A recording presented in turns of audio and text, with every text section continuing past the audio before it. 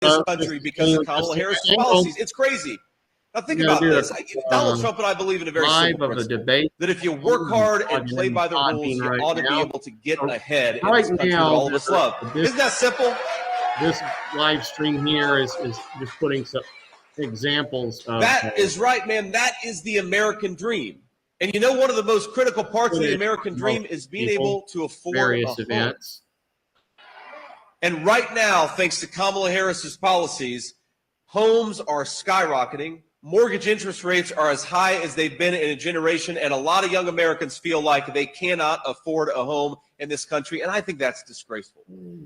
One of the reasons why we got to get Donald Trump back in the White House is because we want young Americans to be able to afford to own a stake in this country, and they will when we get Donald Trump back. You know, 60% of Wisconsin businesses aren't hiring right now. That's because of Kamala Harris's policies. Is that a good idea? 70% of Wisconsin workers say that their pay has not kept up with the price of housing and the price of groceries. Is that a good thing? Over $11,000. That is what it costs the average Wisconsin family to buy today what they could have bought 3 years ago. Is that a good thing for Wisconsin families? And so Kamala Harris now wants a promotion. Are we going to give it to her? Absolutely not. We're not going to give it to her. She knows that folks are being squeezed on grocery prices, but let's all be very clear here, folks. You know this in Michigan. I'm a Minnesota guy. Those of us who've been on farms, farmers are getting $3.90 for a bushel of corn and barely $10 for soybeans. They're not getting rich. Somebody in the middle's taking a cut for not growing the corn, not processing the corn, not doing anything. She's talking about price gouging that's illegal in 37 states already and should be illegal across the country. And our message to Kamala Harris is, how dare you call people a racist for wanting to close down that wide open border. Our message to Kamala Harris is, how dare you call the citizens of your own country bad people because they don't want a flood of illegal migration in their country. Kamala Harris, how dare you attack the citizens of your own country for not wanting their children to die of fentanyl overdoses. Kamala Harris, how dare you call the citizens of your own country bad people. You're a bad person for causing this border crisis. We are not bad people for complaining about it. So look, 61 days. We're a hardy people. We know how to do work. We're up against some odds, and we've been there before. I continue to tell people this. Now is the time to do the work. Sleep when you're dead. There will be time for that then. Do it now. We love this country. We love our democracy. We believe everybody should have a fair shot. We believe in the freedoms to make your own decisions, and we believe in a hopeful future. So this place,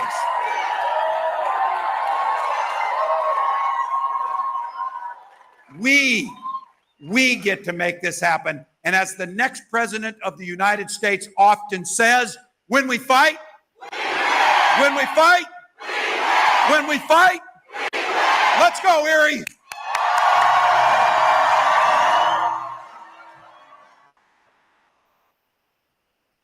Look, I think the way I see the debate is very simple. It's an opportunity where for 90 minutes, Governor Walz and I are going to debate the issues that matter to the American people.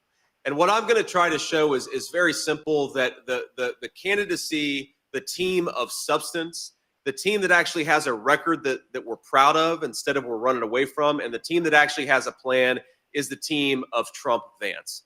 And that's what I'm going to try to do is, look, I think one of the fundamental differences between Kamala Harris's campaign and Donald Trump's campaign is we speak to our fellow Americans like they're citizens, because they are. Kamala Harris speaks to her fellow Americans like they're children. And so what I'm just going to try to talk about here is explicitly what we're going to do to make your life better. And here are the ways in which the current administration has made your life worse. And we're going to try to connect it to public policy, because that's what I think the American people care about. So that's my plan. So we're studying up as much as we can on the issues that matter to the American people. And I'm looking forward to it because, again, as much as the moderators may very well be biased, we'll see about that. I know they were the first time. But it's an opportunity for me to get to tell the American people how I think we can make their lives better, and how Donald Trump's policies can make them more prosperous, can make the world more peaceful, and can secure that southern border. If we do those things, we're going to win, and I believe we will.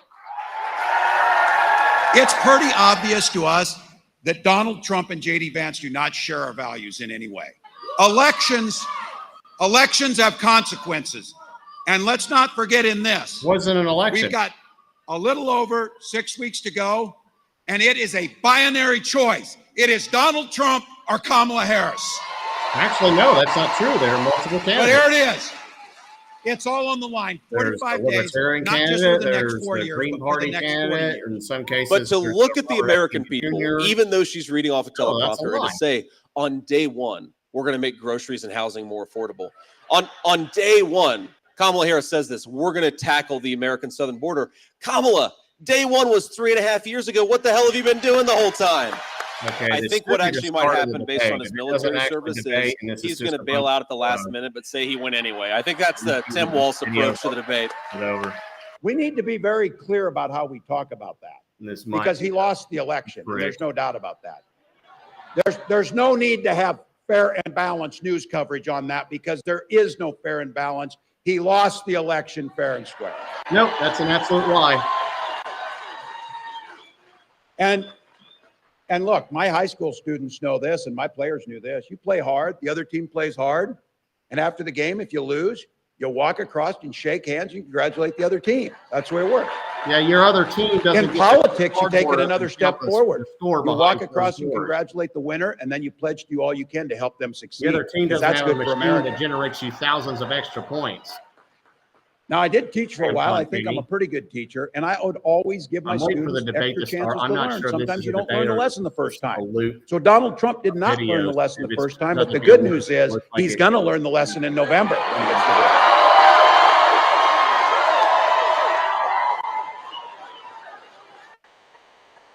But every once in a while, these guys do surprise me. This last weekend, Donald this is Trump's a running loop. mate, Senator. Let me see if this is the actual debate.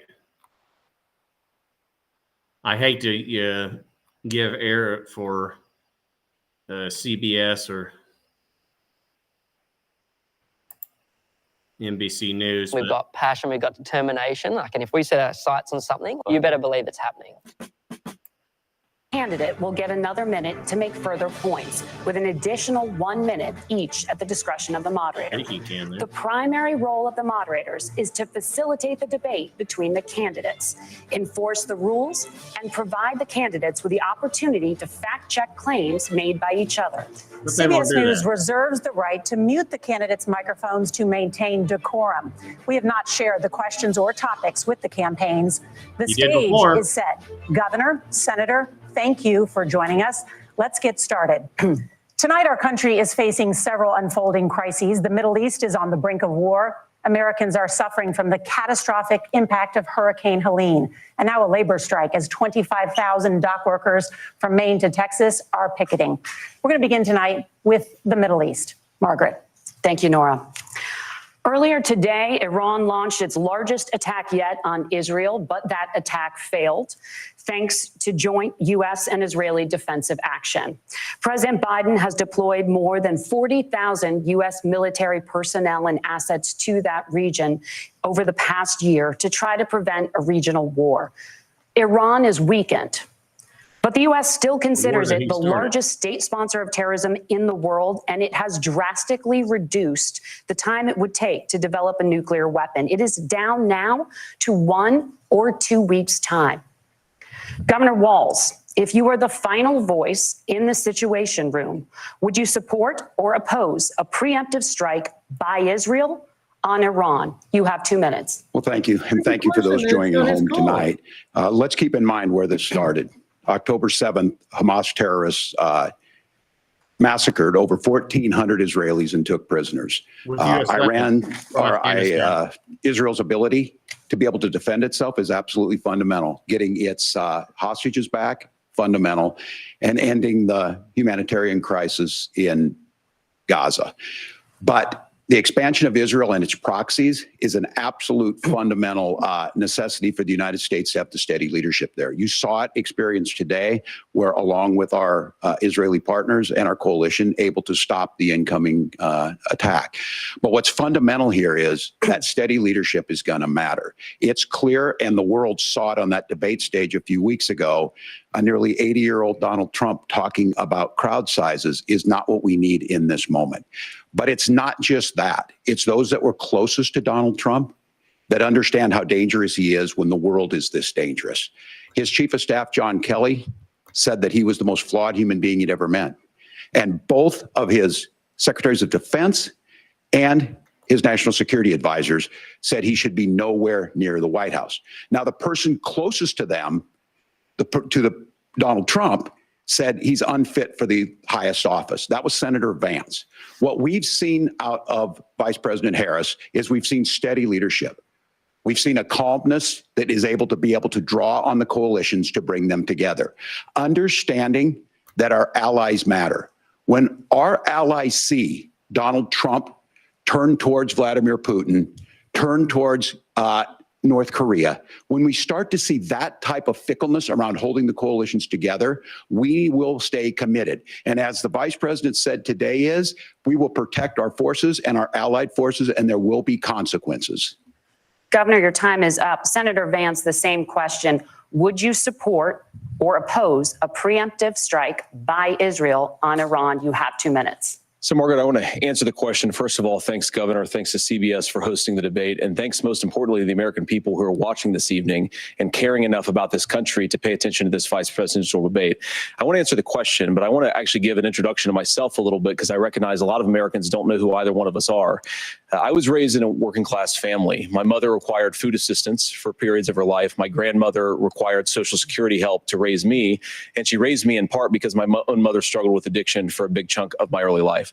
I went to college on the GI Bill after I enlisted in the Marine Corps and served in Iraq. And so I stand here asking to be your vice president with extraordinary gratitude for this country, for the American dream that made it possible for me to live my dreams.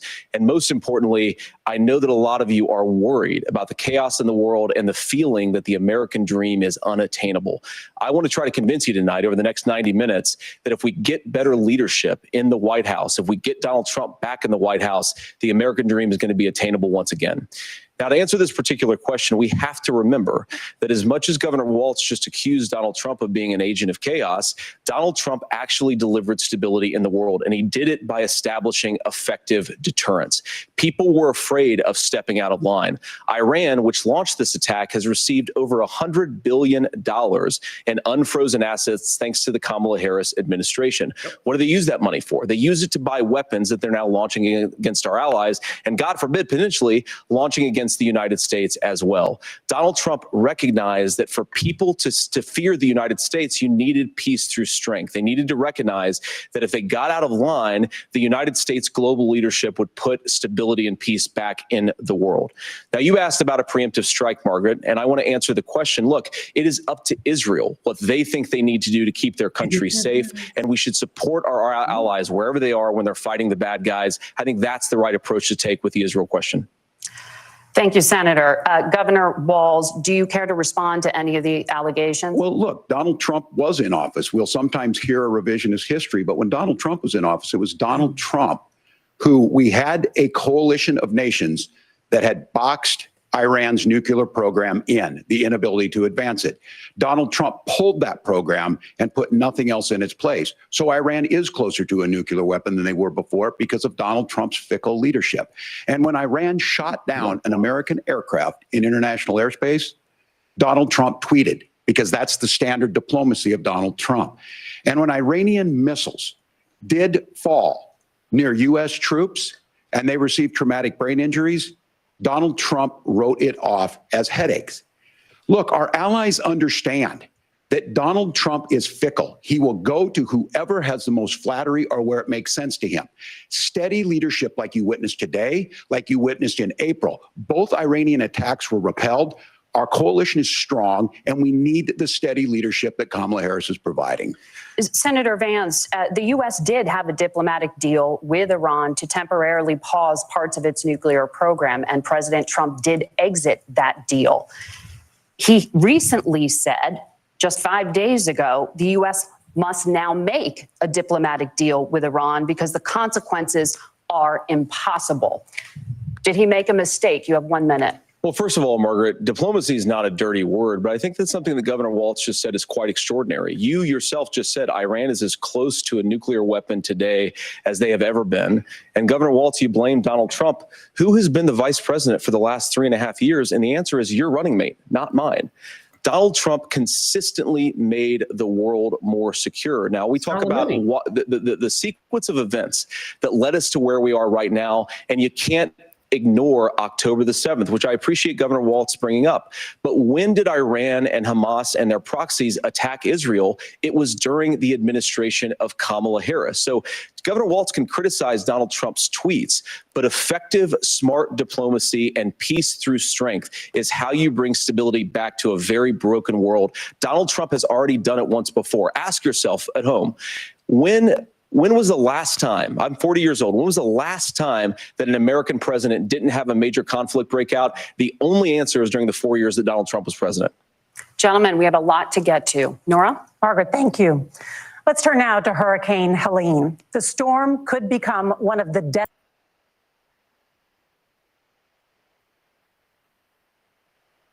Here he is. That's who Donald Trump took care of it. Lie. And you're a liar. Senator Vance, according to CBS News polling, 7 in 10 Americans and more than 60% of Republicans under the age of 45 favor the U.S. taking steps to try and reduce climate change.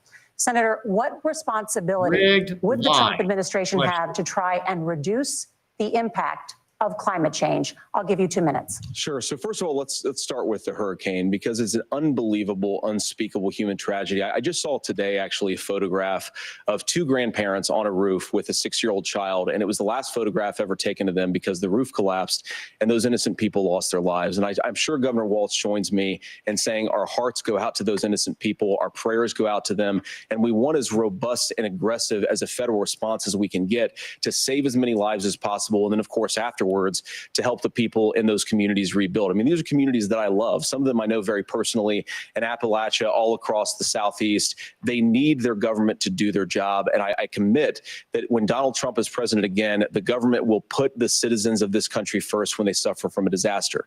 Now, Nora, you asked about climate change. I think this is a very important issue. Look, a lot of people are justifiably worried about all these crazy weather patterns. I think it's important for us, first of all, to say Donald Trump and I support clean air, clean water. We want the environment to be cleaner and safer. But one of the things that I've noticed some of our Democratic friends talking a lot about is a concern about carbon emissions, this idea that carbon emissions drives all of the climate change.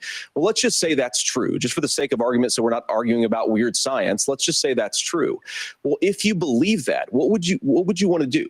The answer is that you'd want to reshore as much American manufacturing as possible, and you'd want to produce as much energy as possible in the United States of America, because we're the cleanest economy in the entire world.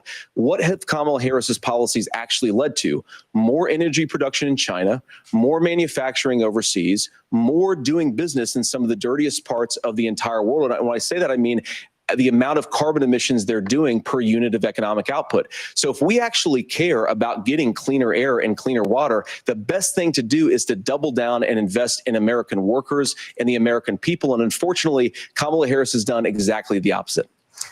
Governor Walz, you have 2 minutes to respond. Well, we got close to an agreement because all those things are happening. Look, first of all, it is a horrific tragedy with this hurricane. And my heart goes out to the folks that are down there in contact with the governors. I serve as co-chair of the Council of Governors as we work together on these emergency managements. Governors know no partisanship. They work together so all of the governors and the emergency responders are on the ground. Those happen on the front end.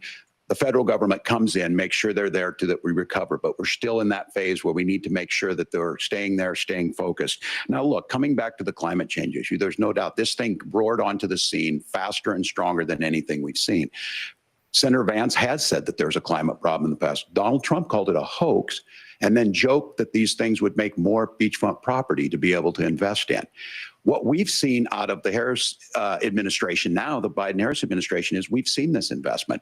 We've seen massive investments, the biggest in global history that we've seen in the Inflation Reduction Act has created jobs all across the country. 2000 in Jeffersonville, Ohio, taking the EV technology that we invented and making it here. 200,000 jobs across the country. The largest solar manufacturing plant in North America sits in Minnesota. But my farmers know climate change is real. They've seen 500-year droughts, 500-year floods back to back. But what they're doing is adapting, and this has allowed them to tell me, look, I harvest corn, I harvest soybean, and I harvest wind. We are producing more natural gas and more oil at any time than we ever have. We're also producing more clean energy. So the solution for us is to continue to move forward, that climate change is real.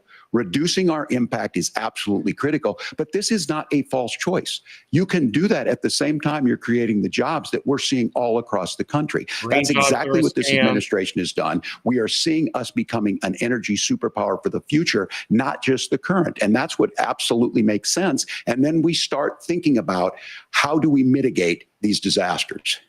Thank you. Senator, I want to give you an opportunity to respond there. The governor mentioned that President Trump has called climate change a hoax. Do you agree?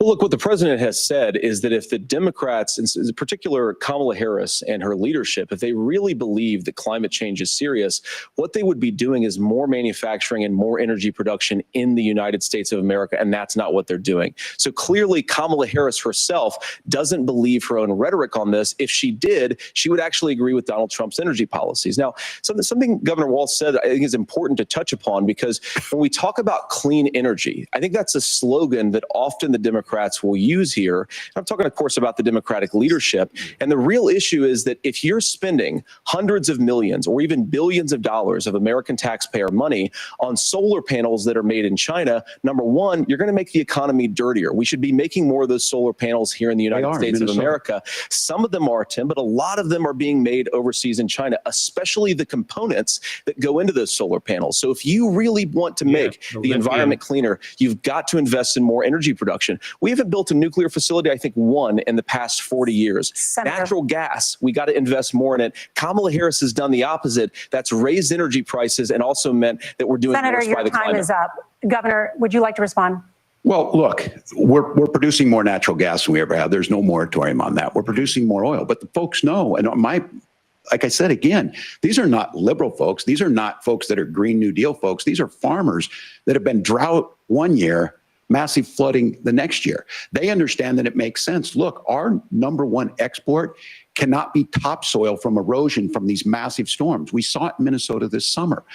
And thinking about how do we respond to that, we're thinking ahead on this. And what Kamala Harris has been able to do in Minnesota, we're starting to weatherproof some of these things. The infrastructure law that was passed allows us to think about mitigation in the future. How do we make sure that we're protecting by burying our power lines? How do we make sure that we're protecting lakefronts and things that we're seeing more and more of? But to call it a hoax and to take the oil company executives to Mar-a-Lago, say, give me money for my campaign, and I'll let you do whatever you want. We can be smarter about that. And an all above energy policy is exactly what she's doing, creating those jobs right here. Governor, your time is up. The overwhelming consensus among scientists is that the Earth's climate is warming at an unprecedented rate. Margaret? Thank you, Nora. We're going to turn now to immigration. The crisis at the U.S.-Mexico border consistently ranks as one of the top issues for American voters. Senator Vance, your campaign is pledging to carry out the largest mass deportation plan in American history and to use the U.S. military to do so. Could you be more specific about exactly how this will work? For example, would you deport parents who have entered the U.S. illegally and separate them from any of their children who were born on U.S. soil? Notice they don't care about the victims. So first of all, Margaret, before we talk about deportations, we have to stop the bleeding. We have a historic immigration crisis because Kamala Harris started and said that she wanted to undo all of Donald Trump's border policies. 94 executive orders suspending deportations, decriminalizing illegal aliens, massively increasing the asylum fraud that exists in our system. That has opened the floodgates. States. And what it's meant is that a lot of fentanyl is coming into our country. I had a mother who struggled with opioid addiction and has gotten clean. I don't want people who are struggling with addiction to be deprived of their second chance because Kamala Harris let in fentanyl into our communities at record levels. So you've got to stop the bleeding. You've got to re-implement Donald Trump's border policies, build the wall, re-implement deportations. And that gets me to your point, Margaret, about what do we actually do? So we've got 20, 25 million illegal aliens who are here in the country. What do we do with them? I think the first thing that we do is we start with the criminal migrants. About 1 million of those people have committed some form of crime in addition to crossing the border illegally. I think you start with deportations on those folks. And then I think you make it harder for illegal aliens to undercut the wages of American workers. A lot of people will go home if they can't work for less than minimum wage in our own country. And by the way, that'll be really good for our workers who just want to earn a fair wage for doing a good day's work. And the final point, Margaret, is you ask about family separation. Right now in this country, Margaret, we have 320,000 children that the Department of Homeland Security has effectively lost. Some of them have been sex trafficked. Some of them hopefully are at homes with their families. Some of them have been used as drug trafficking mules. The real family separation policy in this country is unfortunately Kamala Harris's wide open southern border. And I'd ask my fellow Americans to remember when she came into office, she said she was going to do this. Real leadership would be saying, you know what, I screwed up. We're going to go back to Donald Trump's border policies. I wish that she would do that. It would be good for all of us.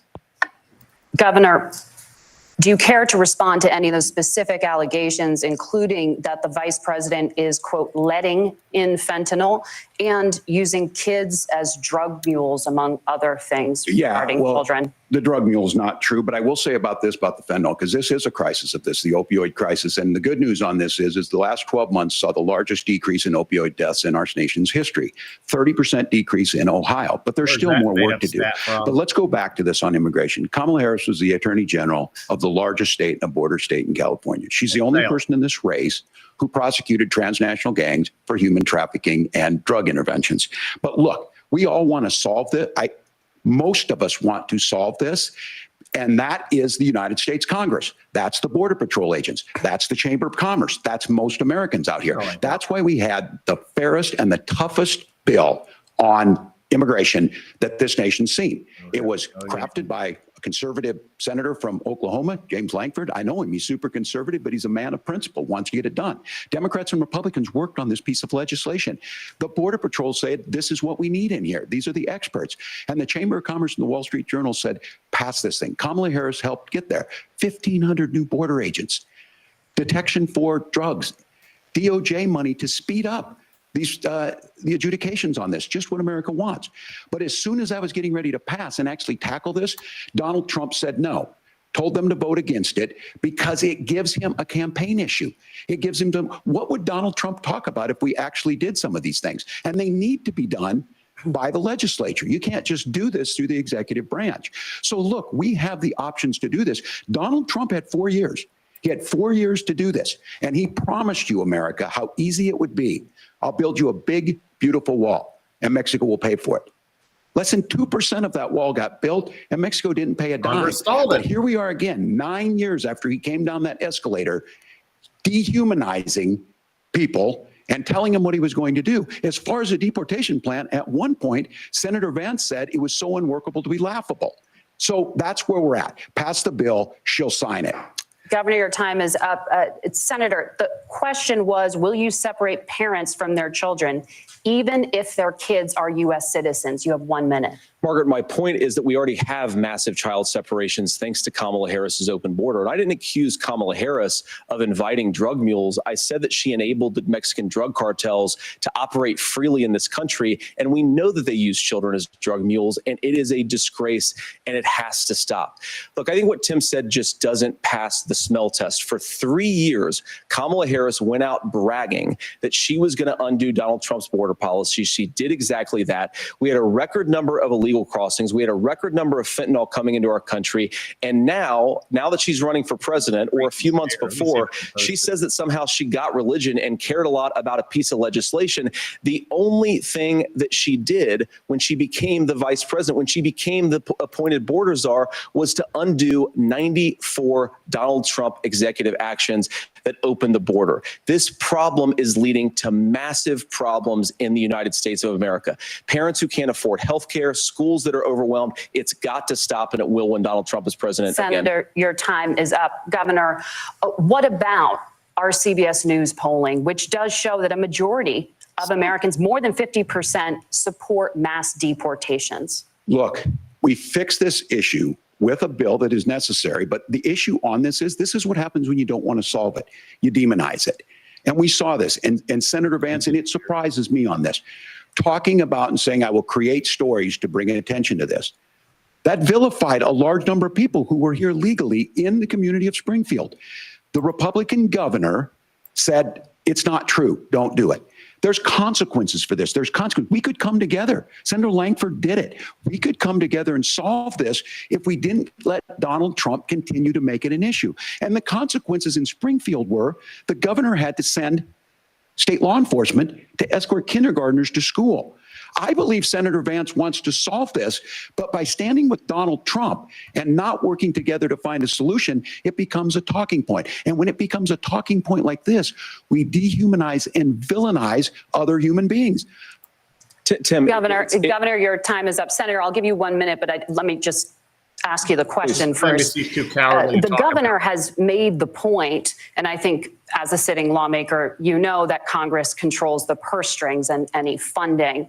So you have said repeatedly that Donald Trump would, through executive action, solve this. Do you disagree that Congress controls the purse strings and would need to support many of the changes that you would actually want to implement? You have 1 minute. Look, Margaret, first of all, the gross majority of what we need to do at the southern border is just empowering law enforcement to do their job. I've been to the southern border more than our borders are. Kamala Harris has been, and it's actually heartbreaking because the Border Patrol agents, they just want to be empowered to do their job. Of course, additional resources would help, but most of this is about the president and the vice president empowering our law enforcement to say, if you try to come across the border illegally, you've got to stay in Mexico, you've got to go back through proper channels. Now, Governor Walz brought up the community of Springfield, and he's very worried about the things that I've said in Springfield. Look, in Springfield, Ohio, and in communities all across this country, you've got schools that are overwhelmed. You've got hospitals that are overwhelmed. You've got housing that is totally unaffordable because we brought in millions of illegal immigrants to compete with Americans for scarce homes. The people that I'm most worried about in Springfield, Ohio, are the American citizens who have had their lives destroyed by Kamala Harris's open border. It is a disgrace, Tim. And I actually think, I agree with you. I think you want to solve this problem, but I don't think that Kamala Harris does. Senator, your time is up. Governor, you have 1 minute to respond. Yeah, well, it is law enforcement that asked for the bill. They helped craft it. They're the ones that supported it. That's because they know we need to do this. Look, this issue of continuing to bring this up, of not dealing with it, of blaming migrants for everything. On housing, we could talk a little bit about Wall Street speculators buying up housing and making them less affordable, but it becomes a blame. Look, this bill also gives the money necessary to adjudicate. I agree. It should not take 7 years for an asylum claim to be done. This bill gets it done in 90 days. Then you start to make a difference in this, and you start to adhere to what we know, American principles. Look, I don't talk about my faith a lot, but Matthew 25:40 talks about, to the least amongst us you do unto me. I think that's true of most Americans. They simply want order to it. This bill does it. It's funded. It's supported by the people who do it, and it lets us keep our dignity about how we treat other people. Thank you, Governor. And just to clarify for our viewers, Springfield, Ohio does have a large number of Haitian migrants who have legal status, temporary protected status. Well, Margaret, but thank you, Senator. We have so much to get to. Margaret, I think it's important because we're going to turn out of the economy. Thank Margaret, you. the rules were that you guys weren't going to fact check, and since you're fact checking me, I think it's important to say what's actually going on.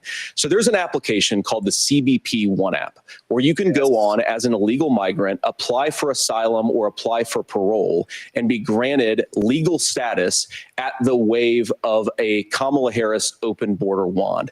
That is not a person coming in, applying for a green card and waiting for 10 years. That is the facilitation of illegal immigration, Margaret, by our own Thank you, Senator, for leadership. describing the legal process. We have so much to get to, Senator. Those We have laws so have been on much. the books since 1990. Thank you, gentlemen. The We want to CBP have app has not been on the books since 1990. It's something that Kamala Harris created, Margaret. Gentlemen, the audience can't hear you because your mics are cut. We have so much we want to get to. Thank you for explaining the legal process. Nora. Thank you, Margaret. The economy is a top concern It's for about time they voters. got Each of fact-checked, your and they should have been campaigns fact-checked has on released an climate change, economic too. plan. So let's talk about the specifics. Governor Walz, Vice President Harris unveiled a plan that includes billions in tax credits for manufacturing, housing, and a renewed child tax credit. The Wharton School says your proposals will increase the nation's deficit by $1.2 trillion. How would you pay for that without ballooning the deficit? Governor, I'll give you 2 minutes. Yeah, thank you. And Billionaires. Kamala Harris and I do believe in the middle class because that's where we come from. We both grew up in that. We understand. So those of you out there listening tonight, you're hearing a lot of stuff back and forth, and it's good. It's healthy. That's what this is supposed to happen. You should be listening. How's this going to impact me? The bold forward plan that Kamala Harris put out there is talking about this housing issue.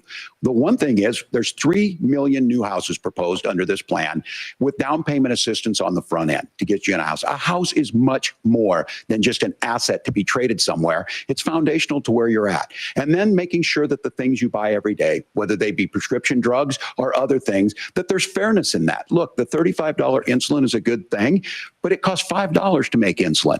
They were charging $800 before this law went into effect. As far as the housing goes, I've seen it in Minnesota. 12% more houses in Minneapolis, prices went down on rent 4%. It's working. And then making sure tax cuts go to the middle class. $6,000 child tax credit, we have one in Minnesota, reduces childhood poverty by 1/3. We save money in the long run, and we do the right thing for families. And then getting businesses off the ground. The law as it stands right now is $5,000 tax credit for small business, increasing that to $50,000. Now, this is a philosophical difference between us. Donald Trump made a promise, and I'll give you this. He kept it. He took folks to Mar-a-Lago, said, you're rich as hell, I'm going to give you a tax cut. He gave the tax cuts that predominantly went to the top class. What happened there was an $8 trillion increase in the national debt, the largest ever. Now he's proposing a 20% consumption or sales tax on everything we bring in. Everyone agrees, including businesses, it would be destabilizing it. It would increase inflation and potentially lead to a recession. Look, this is simple for you. Where are we going? Kamala Harris has said to do the things she wants to do. We'll just ask the wealthiest to pay their fair share. When you do that, our system works best. More people are participating in it, and folks have the things that they need. Senator, I want to give you a moment to respond on that. But similarly, the Wharton School has done an analysis of the Trump plan and says it would increase the nation's deficit by $5.8 trillion. My question is the same for you. How do you pay for all that without ballooning the deficit? I'll give you 2 minutes. Well, first of all, you're going to hear a lot from Tim Walz this evening, and you just heard it in the answer, a lot of what Kamala Harris proposes to do. And some of it, I'll be honest with you, it even sounds pretty good. Here's what you won't hear, is that Kamala Harris has already done it because she's been the vice president for 3.5 years. She had the opportunity to enact all of these great policies, and what she's actually done instead is drive the cost of food higher by 25%, drive the cost of housing higher by about 60%, open the American southern border, and make middle-class life unaffordable for a large number of Americans. If Kamala Harris has such great plans for how to address middle-class problems, then she ought to do them now. Not when asking for a promotion, but in the job the American people gave her 3.5 years ago. And the fact that she isn't tells you a lot about how much you can trust her actual plans. Now, Donald Trump's economic plan is not just a plan, but it's also a record. A lot of those same economists attack Donald Trump's plan, and they have PhDs, but they don't have common sense and they don't have wisdom, because Donald Trump's economic policies delivered the highest take-home pay in a generation in this country, 1.5% inflation, and to boot, peace and security all over the world. So when people say that Donald Trump's economic plan doesn't make sense, I say, look at the record. He delivered rising take-home pay for American workers. Now, Tim admirably admits that they want to undo the Trump tax cuts. But if you look at what was so different about Donald Trump's tax cuts, even from previous Republican tax cut plans, is that a lot of those resources went to giving more take-home pay to middle class and working class Americans. It was passed in 2017, and you saw an American economic boom unlike we've seen in a generation in this country. That is a record that I'm proud to run on, and we're going to get back to that common sense wisdom so that you can afford to live the American dream again. I know a lot of you are struggling. I know a lot of you are worried about paying the bills. It's going to stop when Donald Trump brings back common sense to this country. Governor, do you want to respond to that? What has Kamala Harris done for the middle class? Yeah, well, Kamala Harris's day one was Donald Trump's failure on COVID that led to the collapse of our economy. We were already before COVID in a manufacturing recession, but 10 million people out of work, largest percentage since the Great Depression. 9 million jobs closed on that. That was day one, whether it was the Infrastructure Act or other things we moved. Now, you made a question about experts, said this. I've made a note of this. Economists can't be trusted. Science can't be trusted. National security folks can't be trusted. Look, if you're going to be president, you don't have all the answers. Donald Trump believes he does. My pro tip of the day is this. If you need heart surgery, listen to the people at the Mayo Clinic in Rochester, Minnesota, not Donald Trump. And the same thing goes with this. And I ask you out there, teachers, nurses, truck drivers, whatever, how is it fair that you're paying your taxes every year and Donald Trump hasn't paid any federal tax in the last 15 years, and the last year as president? That's what's wrong with the system. There's a way around it, and he's bragged about that. We're just asking for fairness in it, and that's all you want. You have a minute.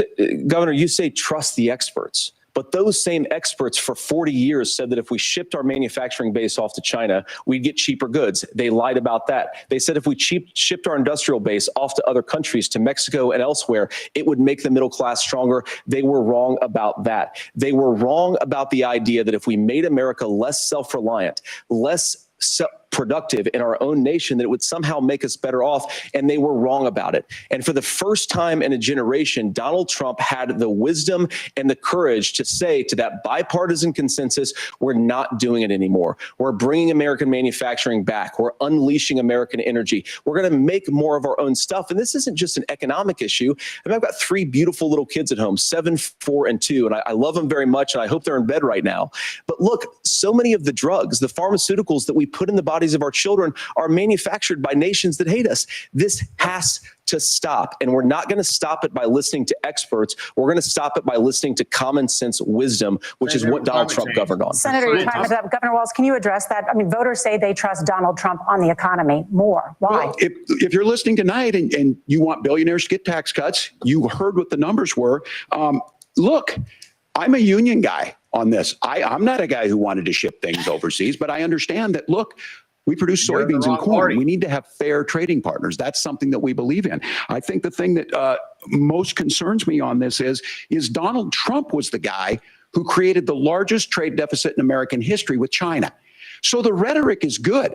Much of what the senator said right there, I'm in agreement with him on this. I watched it happen too. I watched it to my communities, and we talked about that. But we had people undercutting the right to collectively bargain. We had right to work states made it more difficult. We had companies that were willing to ship it over, and we saw people profit.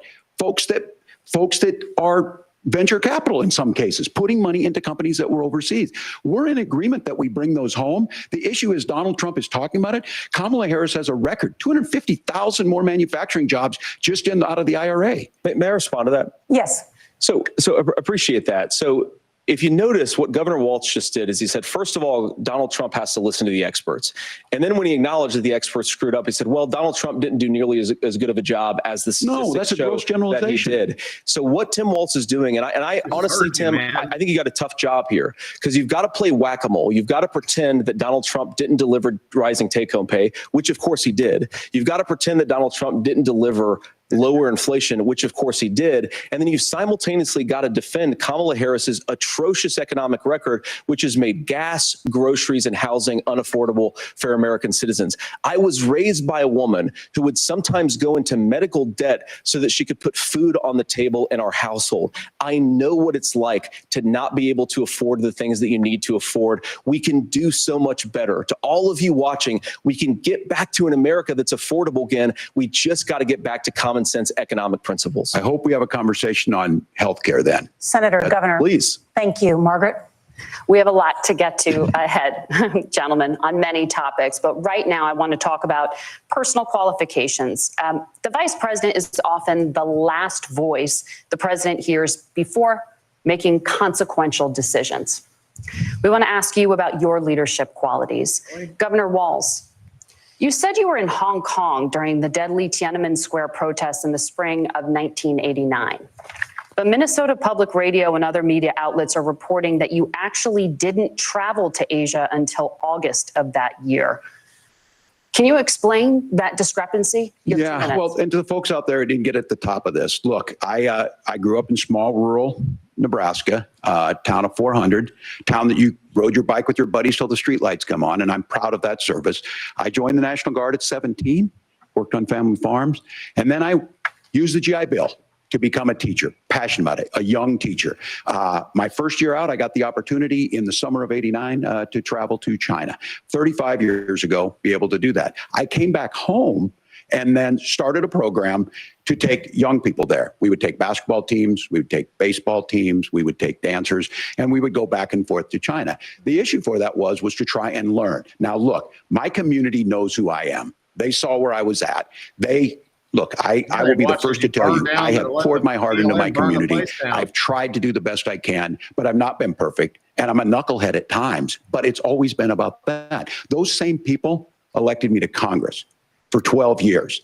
And in Congress, I was one of the most bipartisan people, working on things like farm bills that we got done, working on veterans benefits. And then the people of Minnesota were able to elect me to governor twice. So look, my commitment has been from the beginning to make sure that I'm there for the people, to make sure that I get this right. I will say more than anything, many times I will talk a lot. I will get caught up in the rhetoric, but being there, the impact it made, the difference it made in my life, I learned a lot about China. I hear the critiques of this. I would make the case that Donald Trump should have come on one of those trips with us. I guarantee you he wouldn't be praising Xi Jinping about COVID. And I guarantee you he wouldn't start a trade war that he ends up losing. So this is about trying to understand the world. It's about trying to do the best you can for your community. And then it's putting yourself out there and letting your folks understand what it is. My commitment, whether it be through teaching, which I was good at, or whether it was being a good soldier or was being a good member of Congress, those are the things that I think are the values that people care about.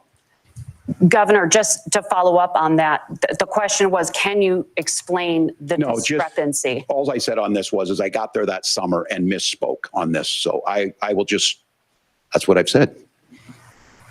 So I was in Hong Kong and China during the democracy protests went in. And from that, I learned a lot of what needed to be in governance. Apparently you didn't learn that communism doesn't work. Thank you, Governor. Senator Vance, in 2016, you called your running mate, Donald Trump, unfit for the nation's highest office, and you said he could be America's Hitler. I know you've been asked many times, and you've said you regret those comments and explained you then voted for Donald Trump in 2020. But the Washington Post reported new messages last week in which you also disparaged Trump's economic record while he was president, writing to someone in 2020, quote, Trump thoroughly failed to deliver his economic populism. You're now his running mate, and you've shifted many of your policy stances to align with his. If you become vice president, why should Americans trust that you will give Donald Trump the advice he needs to hear and not just the advice he wants to hear? You have 2 minutes. Well, first of all, Margaret, because I've always been open. And sometimes, of course, I've disagreed with the president, but I've also been extremely open about the fact that I was wrong about Donald Trump.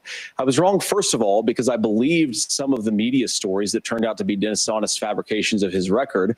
But most importantly, Donald Trump delivered for the American people. Rising wages, rising take-home pay, an economy that worked for normal Americans, a secure southern border, a lot of things, frankly, that I didn't be able to deliver on. And yeah, when you screw up, when you misspeak, when you get something wrong and you change your mind, you ought to be honest with the American people about it. It's one of the reasons, Margaret, why I've done so many interviews is because I think it's important to actually explain to the American people where I come down on the issues and what changed. Now, you pointed out the messages from 2020. Margaret, I've been extremely consistent that I think there were a lot of things that we could have done better in the Trump administration the first round if Congress was doing its job. I strongly believe, and I've been a United States Senator, that Congress is is not just a high-class debating society. It's not just a forum for senators and congressmen to whine about problems. It's a forum to govern. So there were a lot of things on the border, on tariffs, for example, where I think that we could have done so much more if the Republican Congress and the Democrats in Congress had been a little bit better about how they govern the country. They were so obsessed with impeaching Donald Trump, they couldn't actually govern. And I want to talk about this tariff issue in particular, Margaret, because Tim just accused this of being a national sales tax. Look, the one thing, and you're probably surprised to hear me praising Joe Biden, but the one thing that Joe Biden did is he continued some of the Trump tariffs that protected American manufacturing jobs. And it's the one issue, the most pro-worker part of the Biden administration, it's the one issue where Kamala Harris has run away from Joe Biden's record. Think about this. If you're trying to employ slave laborers in China at $3 a day, you're going to do that and undercut the wages of American workers unless our country stands up for itself and says you're not accessing our markets unless you're paying middle-class Americans a fair wage. Senator, your time is up. Nora? Thank you. Now to the issue of reproductive rights.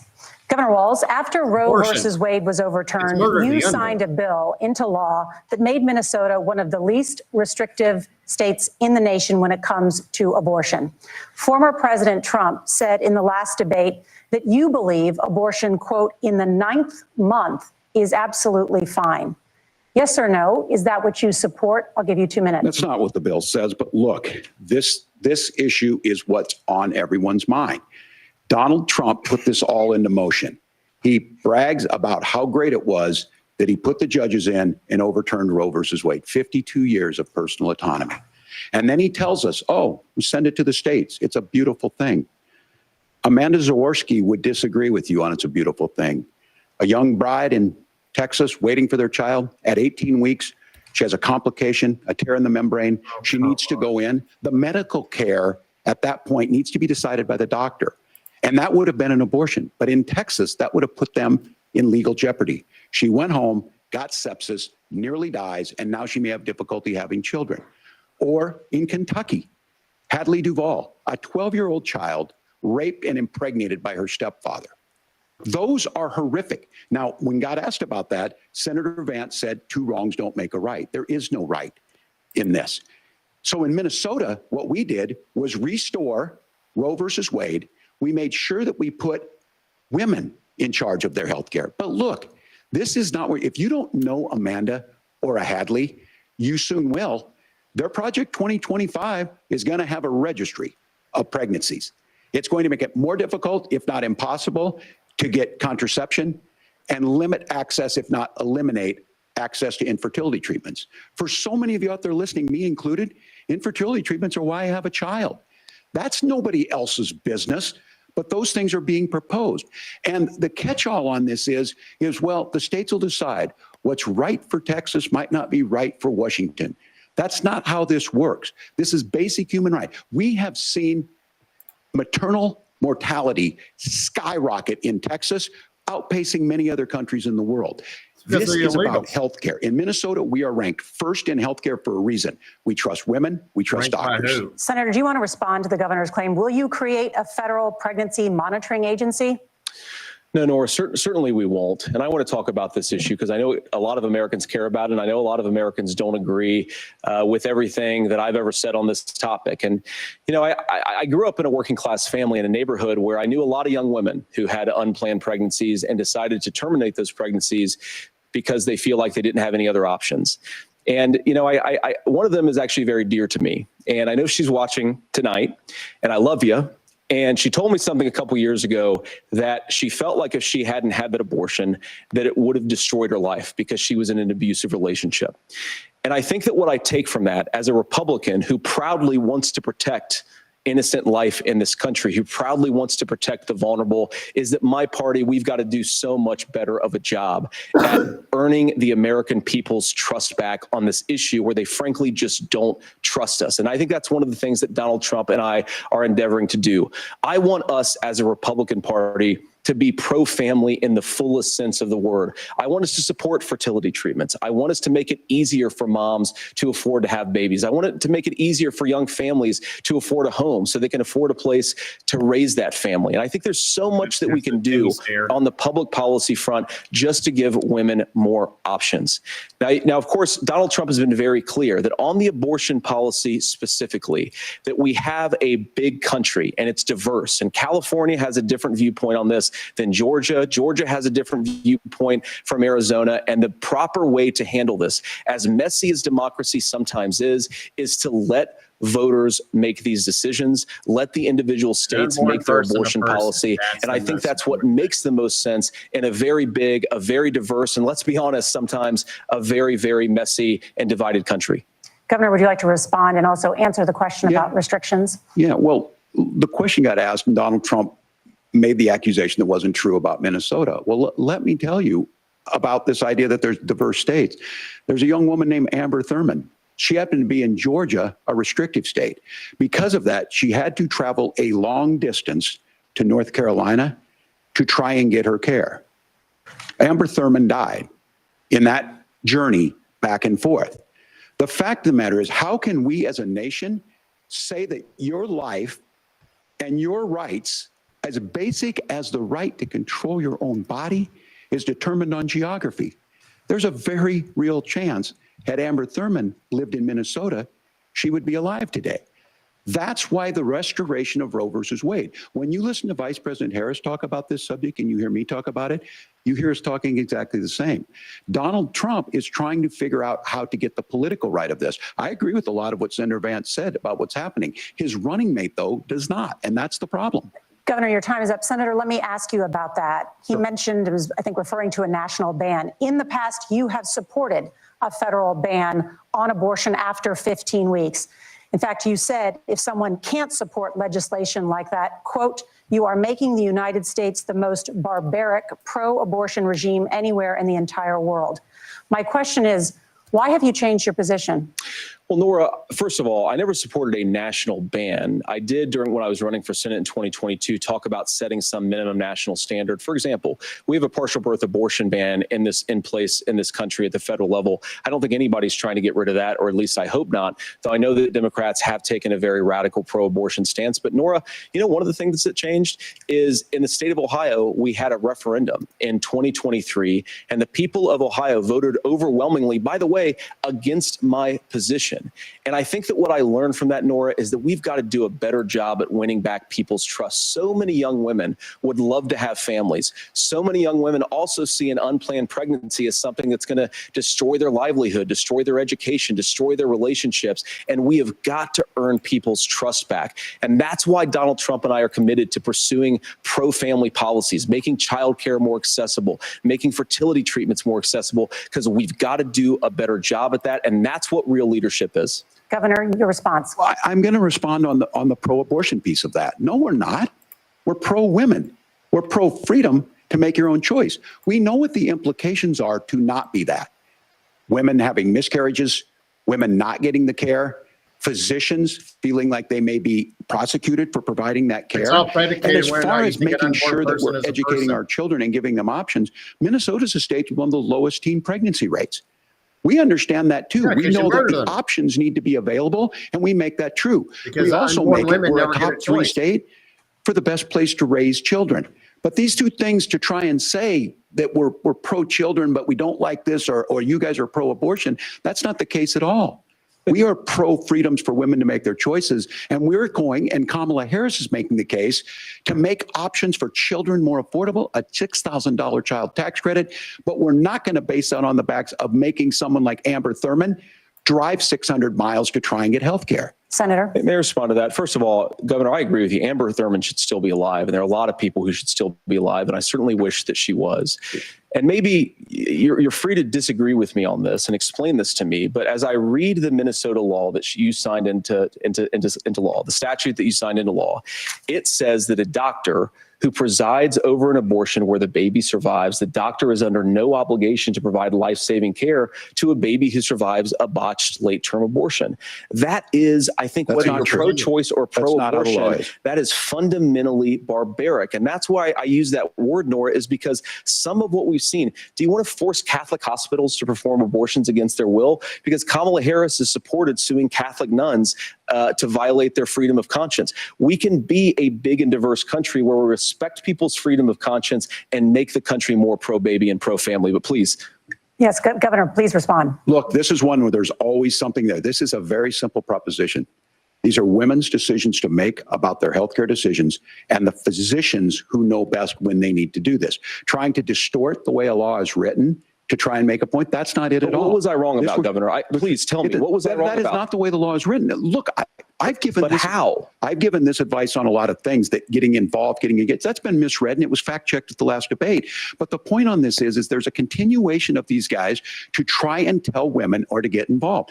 I use this line on this, just mind your own business on this. Things worked best when Roe versus Wade was in place.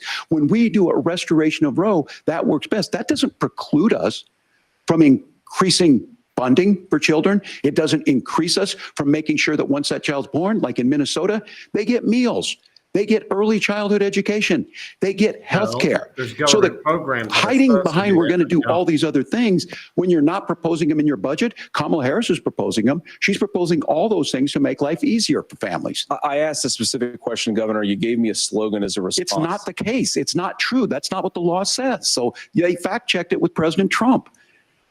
Gentlemen, there's a lot to discuss. We have to move on, and we're going to be right back with much more of the You have CBS 30 News minutes vice left. presidential debate in just a moment. Here we go.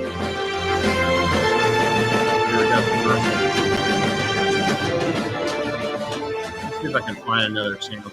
I hate NBC News. So, folks, they're of course doing the debate. I'm glad JD Vance fact-checked the. What does it really take to stop a motivated, violent criminal dead in his tracks? Who is the tougher job? Do you think JD Vance or somebody else? I don't know what this is.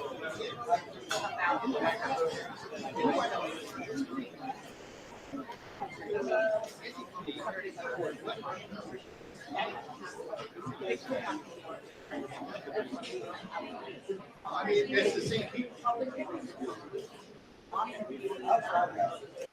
We'll go to other channels here. Let me see what let's see what Crowder is talking about.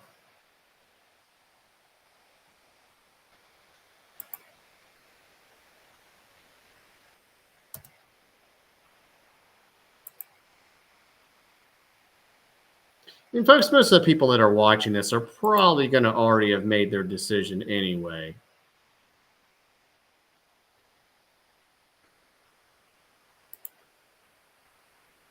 Here, I'll watch these two kind of joke about what's going on.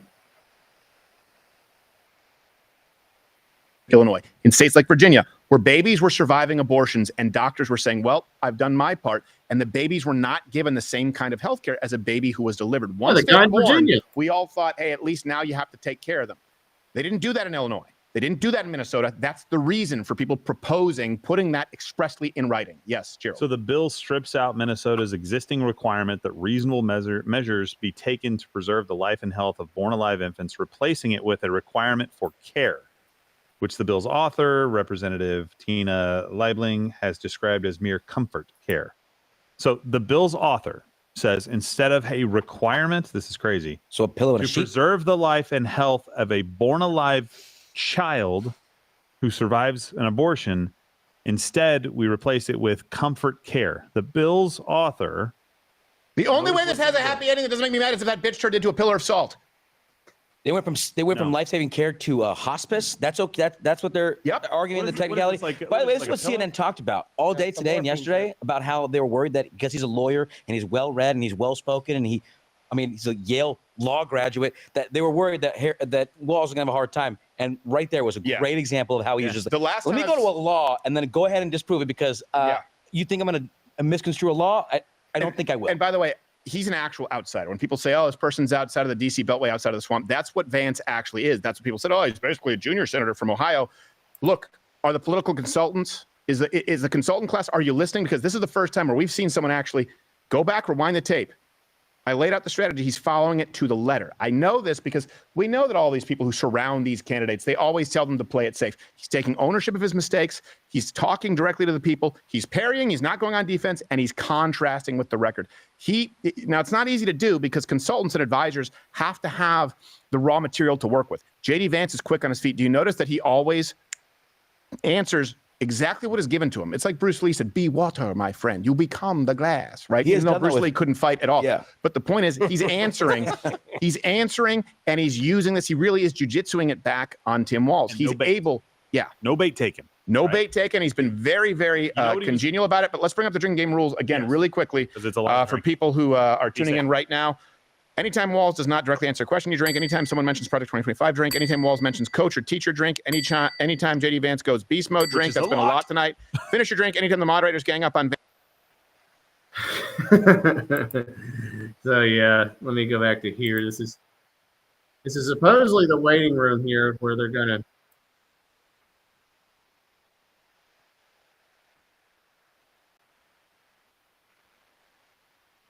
Not just fun.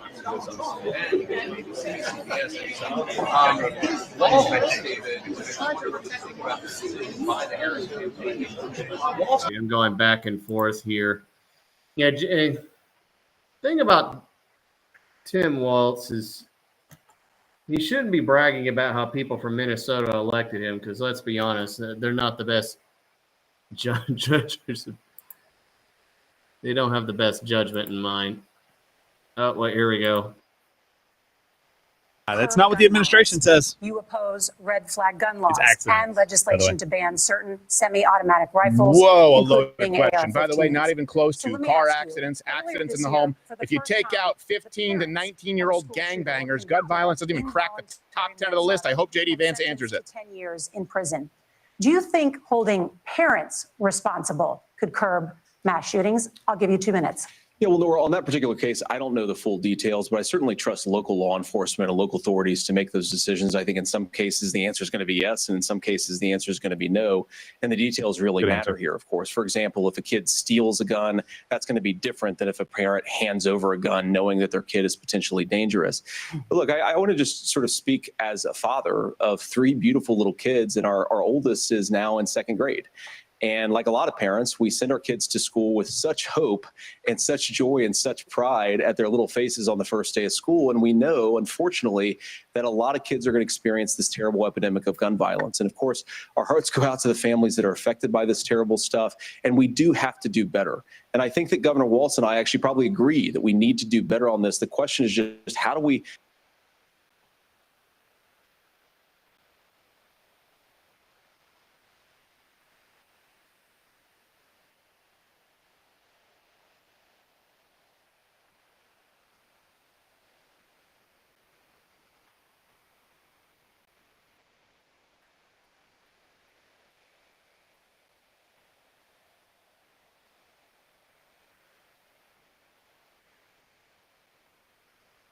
parents watching tonight, this is your biggest nightmare. Look, I got a 17-year-old and he witnessed a shooting at a community center playing volleyball. Those things don't leave you. As a member of Congress, I sat in my office surrounded by dozens of the Sandy Hook parents, and they were looking at my 7-year-old picture on the wall. Their 7-year-old were dead, and they were asking us to do something. And look, I'm a hunter.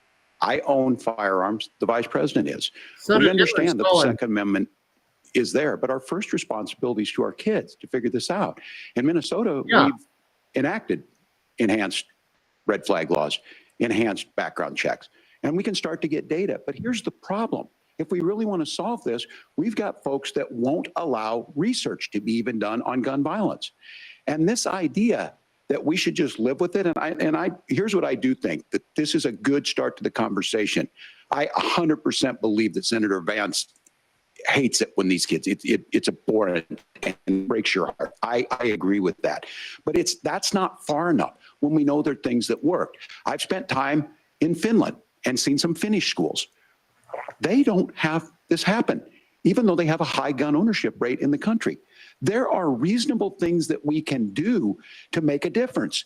It's not infringing on your Second Amendment. And the idea to have some of these weapons out there, it just doesn't make any sense.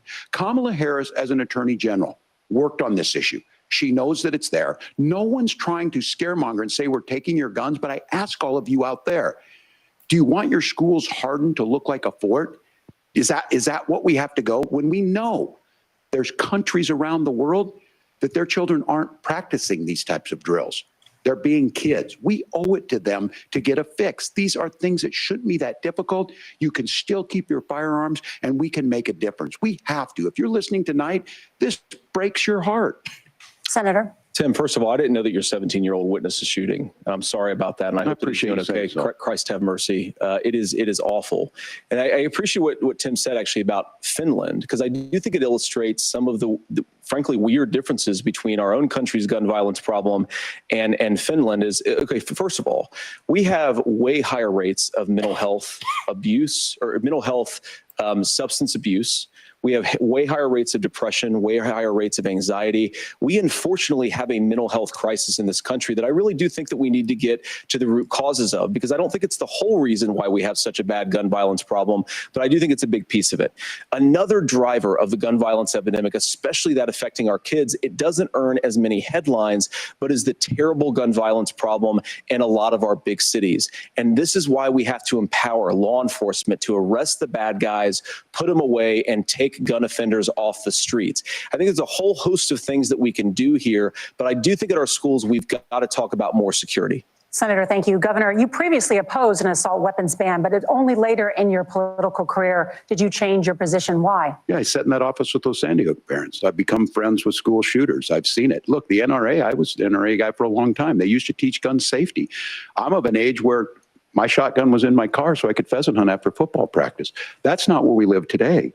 And several things I want to mention on this is talking about cities and where it's at. The number one where the most firearm deaths happen in Minnesota are rural suicides. And we have an epidemic of children getting guns and shooting themselves. And so we have, and we should look at all of the issues. Making sure folks have health care and all that, but I want to be very careful. This idea of stigmatizing mental health, just because you have a mental health issue doesn't mean you're violent. And I think what we end up doing is we start looking for a scapegoat.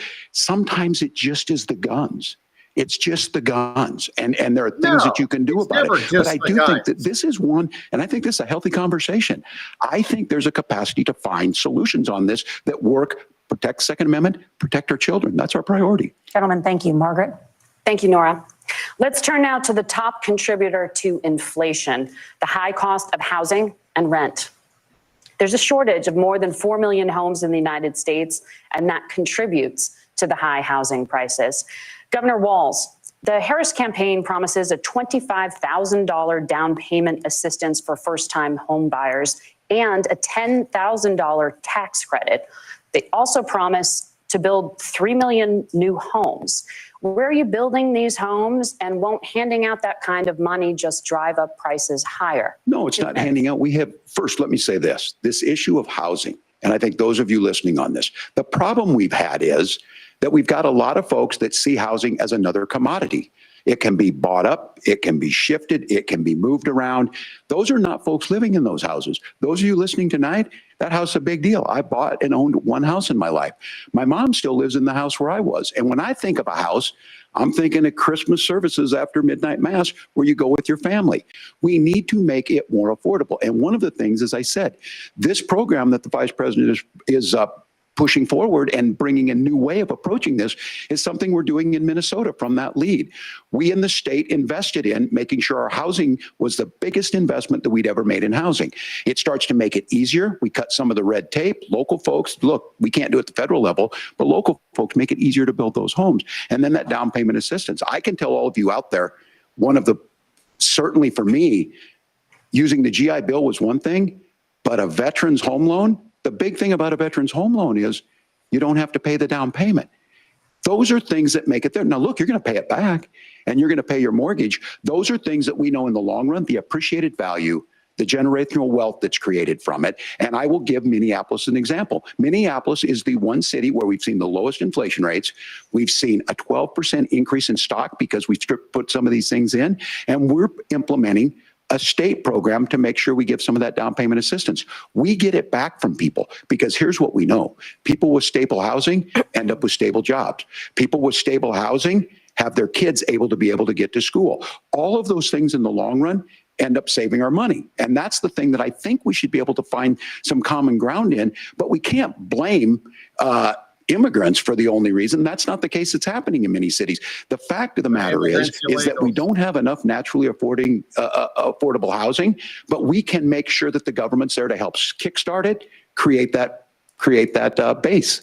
Governor, your time is up. Senator Vance, as far as your campaign's position, the promise is to seize federal lands to build homes, remove regulation, provide tax breaks, and cut back on immigration, which you say pushes up prices.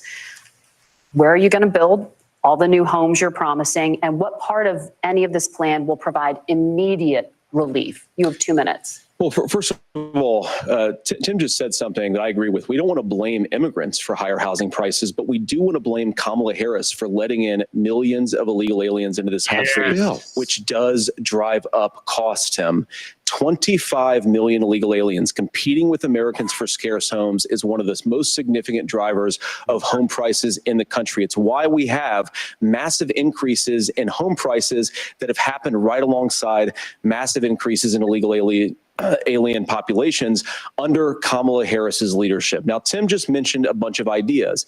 Now, some of those ideas I actually think are halfway decent, and some of them I disagree with. But the most important thing here is Kamala Harris is not running as a newcomer to politics. She is the sitting vice president. If she wants to enact all of these policies to make housing more affordable, I invite her to use the office that the American people already gave her, not sit around and campaign and do nothing while Americans find the American dream of homeownership completely unaffordable. Now, you asked, Margaret, what would immediately change the equation for American citizens? If you lower energy prices, as Donald Trump says, drill, baby, drill, one of the biggest drivers of housing costs aside from illegal immigration is, think about it. If a truck driver's paying 40% more for diesel, then the lumber he's delivering to the job site to build the house is also going to become a lot more expensive. If we open up American energy, you will get immediate pricing relief for American citizens, not, by the way, just in housing, but in a whole host of other economic goods too. Senator Vance, you still have 23 seconds there. Do you want to answer? Can I have it? Where, Governor, we will get to you in a moment, but Senator, where are you going to seize the federal lands? Can you clarify? Well, what Donald Trump has said is we have a lot of federal lands that aren't being used for anything. They're not being used for national park. They're not being used, and they could be places where we build a lot of housing. And I do think that we should be opening up building in this country. We have a lot of land that could be used. We have a lot of Americans that need homes. We should be kicking out illegal immigrants who are competing for those homes, and we should be building more homes for the American citizens who deserve to be here. Senator, your time is up. Governor, I do want to let you respond to the allegation that the vice president is letting in. Well, of course, that's not migrants, true. And again, and you have the facts. I guess we agreed not to fact check. I'll check it. That, look, crossings are down compared to when Donald Trump left office. But it's, again, blaming and not trying to find the solution. I was going to ask, though, on this question, are we going to drill and build houses in the same federal land? And I think when people hear federal lands, these are really important pieces of land. Now, Minnesota doesn't have a lot of federal lands. I know in the western part of the countries we do. There's not a lot of federal lands in and around Minneapolis, for example. So the issue is I don't understand the federal lands issue unless we see this, and I worry about this as someone who cares deeply about our national parks and our federal lands. Look, Minnesota, we protect these things. We've got about 20% of the world's fresh water. These lands protect. They're there for a reason. They belong to all of us. But again, this is when you view housing and you view these things as commodities. Like, there's a chance to make money here. Let's take this federal land and let's sell it to people for that. I think there's better ways to do this. We've seen it in Minnesota. We're able to refurbish some of these houses. We're able to make some investments. That gets people in. And I'm still on the fact on this. Economists, Senator Vance, you said you don't like the economists. Which economists are saying that it is immigrants that's adding to the cost? Governor, your time is up. But Senator, on that point, I'd like for you to clarify. There are many contributing factors to high housing costs. What evidence do you have that migrants are part of this problem? Well, there's a Federal Reserve study that we're happy to share after the debate. We'll put it up on social media, actually, that really drills down on the connection between increased levels of migration, especially illegal immigration, and higher housing prices. Now, of course, Margaret, that's not the entire driver of higher housing prices. It's also the regulatory regime of Kamala Harris. Look, we are a country of builders. We're a country of doers. We're a country of explorers. But we increasingly have a federal administration that makes it harder to develop our resources, makes it harder to build things, and wants to throw people in jail for not doing everything exactly as Kamala Harris says they have to do. And what that means is that you have a lot of people who would love to build homes who aren't able to build homes. I actually agree with Tim Walz. We should get out of this idea of housing as a commodity. But the thing that has most turned housing into a commodity is giving it away to millions upon millions of people who have no legal right to be here. Yep. What are the federal regulations? I deal with this as a governor. You can very quickly reply. I'm sorry. I get this as a governor, and I don't necessarily disagree with that in some cases, many of those are local, many of them are state. I don't know which ones are federal, but I think whenever we talk regulations, people think they can get rid of them. I think you want to be able to get out of your house in a fire. I think you want to make sure that it's fireproof and those types of things. So which are the regulations? Because the vice president's not responsible for those. Congress writes those. Governor, thank you, gentlemen. We have a lot to get to. You're passionate about the housing crisis, I can tell. But Nora? Thank you. One of the top problems facing Americans is the high cost of health care. Senator Vance, at the last presidential debate, former President Trump was asked about replacing the Affordable Care Act. In response, he said, "I have concepts of a plan." Since then, Senator, you've talked about changing how chronically ill Americans get health insurance. Can you explain how that would work? And can you guarantee that Americans with pre-existing conditions won't pay more? I'll give you 2 minutes. Well, of course, we're going to cover Americans with pre-existing conditions. In fact, a lot of my family members have gotten health care. I believe, members of my family actually got private health insurance, at least for the first time, switched off of Medicaid onto private insurance for the first time under Donald Trump's leadership. And I think that, a lot of people have criticized this concepts of a plan remark. I think it's very simple common sense. I think it's Tim Walz knows from 12 years in Congress. You're not going to propose a 900-page bill standing on a debate stage. It would bore everybody to tears, and it wouldn't actually mean anything because part of this is the give and take of bipartisan negotiation. Now, when Donald Trump was actually president, and again, he has a record to be proud of, prescription drugs fell in 2018 for the first time in a very long time. Under Kamala Harris's leadership, prescription drugs are up about 7%. Under Donald Trump's entire 4 years, they were up about 1.5%. He introduced pricing transparency. Think about healthcare. You go into a hospital, you try to buy something, and nobody knows what it actually costs. That price transparency will actually give American consumers a little bit more choice and will also drive down costs. And we talked about, the reinsurance regulations is what I was talking about. Look, Donald Trump has said that if we allow states to experiment a little bit on how to cover both the chronically ill, but the non-chronically ill, it's not just a plan. He actually implemented some of these regulations when he was president of the United States. And I think you can make a really good argument that it salvaged Obamacare, which was doing disastrously until Donald Trump came along. I think this is an important point about President Trump. Of course, you don't have to agree with everything that President Trump has ever said or ever done. But when Obamacare was crushing under the weight of its own regulatory burden and healthcare costs, Donald Trump could have destroyed the program. Instead, he worked in a bipartisan way to ensure that Americans had access to affordable care. It's not perfect, of course, and there's so much more that we can do. But I think that Donald Trump has earned the right to put in place some better healthcare policies. He's earned it because he did it successfully the first time. Governor? All right, here's where being an old guy gives you some history. I was there at the creation of the ACA. And the reason it was so important is I come from a major healthcare state, home of the Mayo Clinic, home to Medical Alley, 3M, Medtronic, all of those. We understand healthcare. It's why we're ranked first on affordability and accessibility and quality of healthcare. And so what I know is under Kamala Harris, more people are covered than they have before. And those of you listening, this is critical to you. Now, Donald Trump all of a sudden wants to go back and remember this. He ran on the first thing he was going to do on day one was to repeal Obamacare. On day one, he tried to sign an executive order to repeal the ACA. He signed on to a lawsuit to repeal the ACA, but lost at the Supreme Court. And he would have repealed the ACA had it not been for the courage of John McCain to save that bill. Now, fast forward, what that means to you is you lose your pre-existing conditions. If you're sitting at home and you got asthma, too bad. If you're a woman, probably not. Broke your foot during football, might kick you out. Your kids get kicked out when they're 26. Kamala Harris negotiated drug prices for the first time with Medicare. We have 10 drugs that will come online, the most common ones that'll be there. But look, this issue, and when Donald Trump said, I've got a concept of a plan, it cracked me up as a fourth grade teacher because my kids would have never given me that. But what Senator Vance just explained might be worse than a concept, because what he explained is pre-Obamacare. And I'll make this as simple as possible because I have done this for a long time. What they're saying is, if you're healthy, why should you be paying more? So what they're going to do is let insurance companies pick who they insure, because guess what happens? You pay your premium, it's not much. They figure they're not going to have to pay out to you. But those of you a little older, gray, got cancer, you're going to get kicked out of it. That's why the system didn't work. Kamala Harris will protect and enhance the ACA. Governor, thank you. Senator, you have not yet explained how you would protect people with pre-existing conditions or laid out that plan.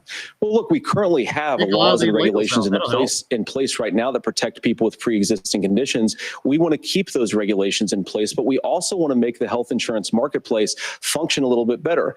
Now, what Governor Walz just said is actually not true. A lot of what happened, and the reason that Obamacare was crushing under its own weight, is that a lot of young and healthy people were leaving the exchanges. Donald Trump actually helped address that problem, and he did so in a way that preserved people's access to coverage who had pre-existing conditions. But again, something that these guys do is they make a lot of claims about if Donald Trump becomes president, all of these terrible consequences are going to ensue. But in reality, Donald Trump was president. Inflation was low. Take-home pay was higher. And he saved the very program from a Democratic administration that was collapsing and would have collapsed absent his leadership. He did his job, which is govern in a bipartisan way and get results, not just complain about problems, but actually solve them. Governor, did enrollment under the Affordable Care Act go up under the administration? It's higher now that we've seen it go up. Look, people are using it. The system works. And the question about this of young people, whatever, that's the individual mandate piece of this. And Republicans fought tooth and nail saying, well, Americans should be free to do this. Well, then what happens is— So you think the individual mandate's a good idea? You shrink. I think the idea of making sure the risk pool is broad enough to cover everyone, that's the only way insurance works. When it doesn't, it collapses. You are asking pre-ACA where we get people out. Look, people know that they need to be on health care. People expect it to be there. And when we are able to make it, and we are making it this way, when we incentivize people to be in the market, when we help people who might not be able to afford it get there, and we make sure then when you get sick and old, it's there for you. Because I heard people say, well, I don't want to buy into Medicare or whatever. Good luck buying health care once you get past 70. So look, the ACA works. We can continue to do better. Kamala Harris did that. The way she made everything better was negotiating those 10 drugs on Medicare for the first time in American history. Thank you. Margaret, can I address that? I apologize. We're out of time. We have a number of subjects to discuss. Margaret. Let's talk about families in America. There is a child care crisis in this country, and the United States is one of the very few developed countries in the world without a national paid leave program for new parents. Governor Walz, you said that if Democrats win both the White House and Congress, this is a day one priority for you. How long should employers be required to pay workers while they are home taking care of their newborns? You have 2 minutes. Yeah, well, that's negotiable, and that's what Congress worked. But here's what the deal is. Americans sitting out there right now, you may work for a big company. Look, we're home in Minnesota to some of the largest Fortune 500 companies. Kamala Harris knows that in California.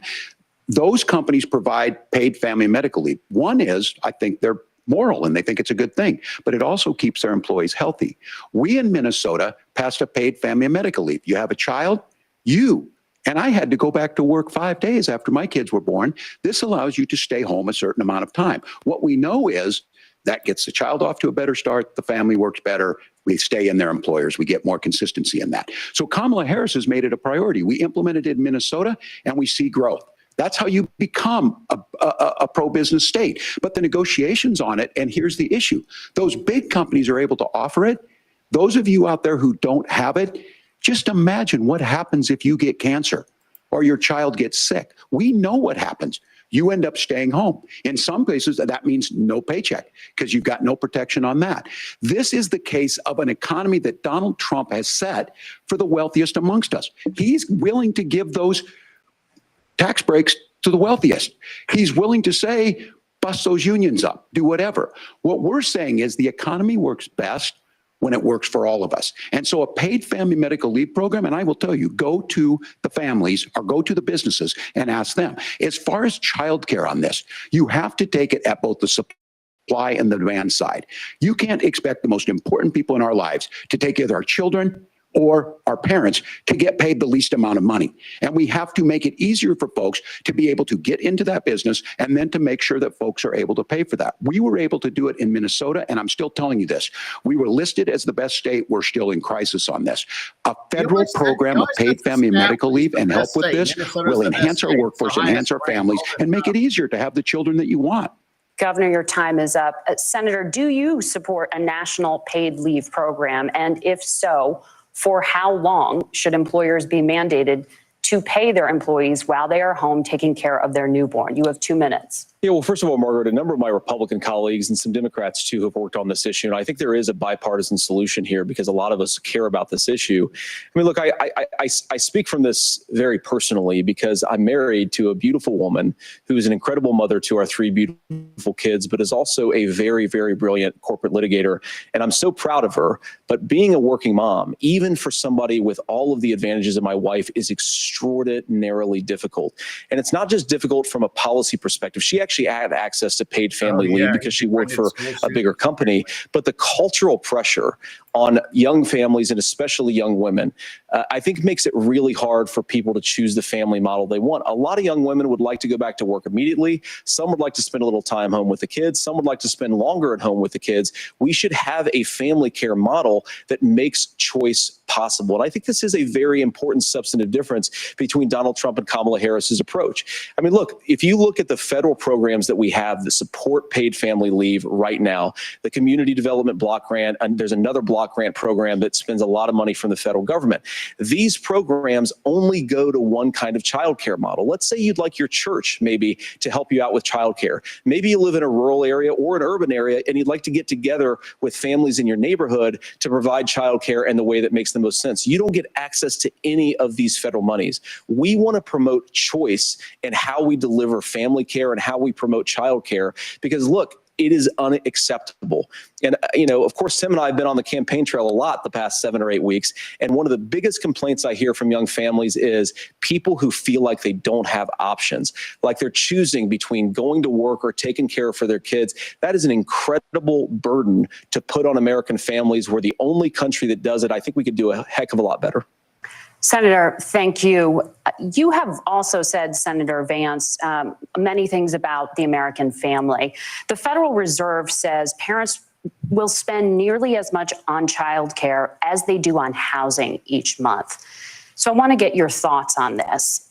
President Trump recently said, as much as childcare is talked about as being expensive, it's relatively speaking not very expensive compared to the kinds of numbers we'll be taking in. Is President Trump committed to the $5,000 per child tax credit that you have described? You have 1 minute. Well, what President Trump said, Margaret, I just want to defend my running mate here a little bit, is that we're going to be taking in a lot of money by penalizing companies for shipping jobs overseas and penalizing countries who employ slave laborers and then ship their products back into our country and undercut the wages of American workers. It's the heart of the Donald Trump economic plan. Cut taxes for American workers and American families. Cut taxes for businesses that are hiring and building companies in the United States of America, but penalize companies and countries that are shipping jobs overseas. That's the heart of the economic proposal. And I think what President Trump is saying is that when we bring in this additional revenue with higher economic growth, we're going to be able to provide paid family leave, childcare options that are viable and workable for a lot of American families. Can you clarify how that will solve the childcare shortage? Well, because as Tim said, a lot of the child care shortages, we just don't have enough resources going into the multiple people who could be providing family care options.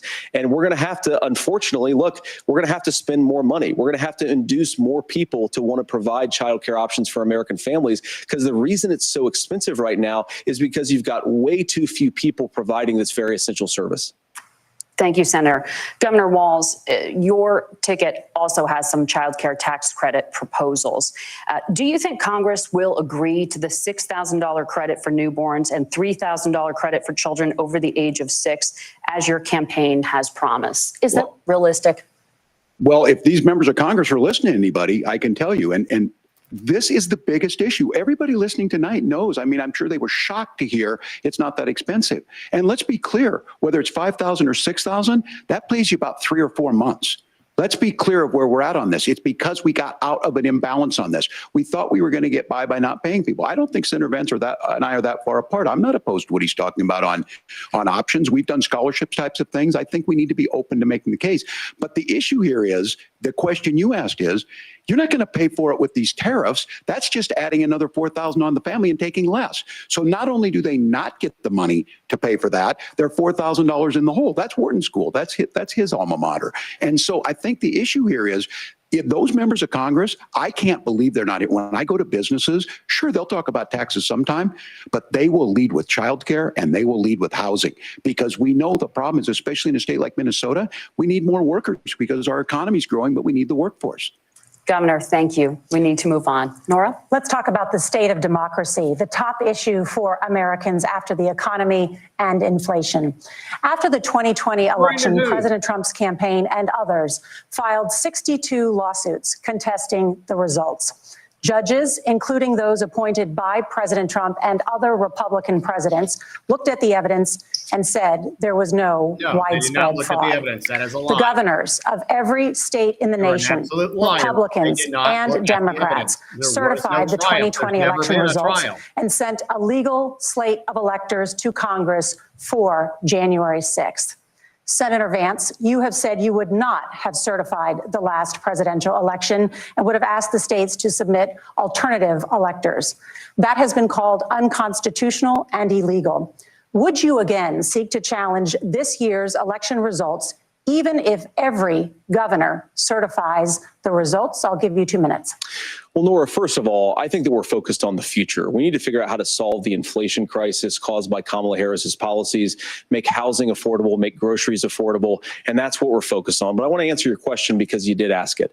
Look, what President Trump has said is that there were problems in 2020, and my own belief is that we should fight about those issues, debate those issues peacefully in the public square. And that's all I've said. And that's all that Donald Trump has said. Remember, he said that on January the 6th, the protesters ought to protest peacefully. And on January the 20th, what happened? Joe Biden became the president. Donald Trump left the White House. And now, of course, unfortunately, we have all of the negative policies that have come from the Harris-Biden administration.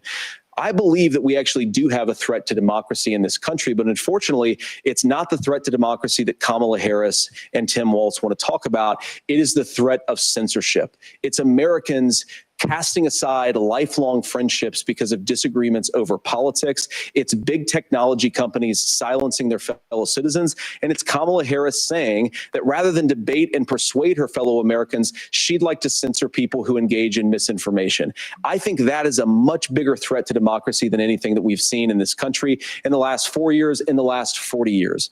Now, I'm really proud, especially given that I was raised by 2 lifelong blue-collar Democrats, to have the endorsement of Bobby Kennedy Jr. and Tulsi Gabbard, lifelong leaders in the Democratic coalition. And of course, they don't agree with me and Donald Trump on every issue. We don't have to agree on every issue, but we're united behind a basic American First Amendment principle that we ought to debate our differences. We ought to argue about them. We ought to try to persuade our fellow Americans. Kamala Harris is engaged in censorship at an industrial scale. She did it during COVID. She's done it over a number of other issues. And that, to me, is a much bigger threat to democracy than what Donald Trump said when he said that protesters should peacefully protest on January the 6th. Governor? Well, I've enjoyed tonight's debate, and I think there was a lot of commonality here. And I'm sympathetic to misspeaking on things, and I think I might have with the senator. But me too, man. There's one though that this one is troubling to me, and I say that because I think we need to tell the story. Donald Trump refused to acknowledge this, and the fact is that I don't think we can be the frog in the pot and let the boiling water go up. He was very clear. I mean, he lost this election, and he said he didn't. 140 police officers were beaten at the Capitol that day. Some with the American flag, several later died. And it wasn't just in there. In Minnesota, a group gathered on the state capitol grounds in St. Paul and said, we're marching to the governor's residence and there may be casualties. The only person there was my son and his dog, who was rushed out crying by state police. Oh my goodness. That issue, and Mike Pence standing there as they were chanting, hang Mike Pence. Mike Pence made the right decision. So, Senator, it was adjudicated over and over and over. No, it wasn't. I worked with kids long enough to know, and I said as a football coach, sometimes you really want to win, but the democracy is bigger than winning an election. You shake hands, and then you try and do everything you can to help the other side win. That's what was at stake here. Now, the thing I'm most concerned about is the idea that imprisoning your political opponents, already laying the groundwork for people not accepting this. And a president's words matter. A president's words matter. People hear that. So I think this issue of settling our differences at the ballot box, shaking hands when we lose, being honest about it, but to deny what happened on January 6th, the first time in American history that a president or anyone tried to overturn a fair election and the peaceful transfer of power. And here we are 4 years later in the same boat. I will tell you this, that when this is over, we need to shake hands this election, and the winner needs to be the winner. This has got to stop. It's tearing our country apart. Margaret? Senator Vance, did you want to respond to that? Yeah, well, look, Tim, first of all, it's really rich for Democratic leaders to say that Donald Trump is a unique threat to democracy when he peacefully gave over power on January the 20th, as we have done for 250 years in this country. We are going to shake hands after this debate and after this election. And of course, I hope that we win, and I think we're going to win. But if Tim Walz is the next vice president, he'll have my prayers, he'll have my best wishes, and he'll have my help whenever he wants it. But we have to remember that for years in this country, Democrats protested the results of elections. Hillary Clinton in 2016 said that Donald Trump had the election stolen by Vladimir Putin because the Russians bought like $500,000 worth of Facebook ads. This has been going on for a long time. And if we want to say that we need to respect the results of the election, I'm on board. But if we want to say, as Tim Walz is saying, that this is just a problem that Republicans have had, I don't buy that. Governor. January 6th was not Facebook ads. And I think a revisionist history on this. Look, I don't understand how we got to this point. But the issue was that happened. Donald Trump can do it. And all of us say there's no place for this. It has massive repercussions. This idea that there's censorship to stop people from doing, threatening to kill someone, threatening to do something, that's not censorship. Censorship is book banning. We've seen that. We've seen that brought up. I just think for everyone tonight, and I'm going to thank Senator Vance. I think this is the conversation they want to hear. And I think there's a lot of agreement, but this is one that we are miles apart on. This was a threat to our democracy in a way that we had not seen. And it manifested itself because of Donald Trump's inability to say. He is still saying he didn't lose the election. I would just ask that. Did he lose the 2020 election?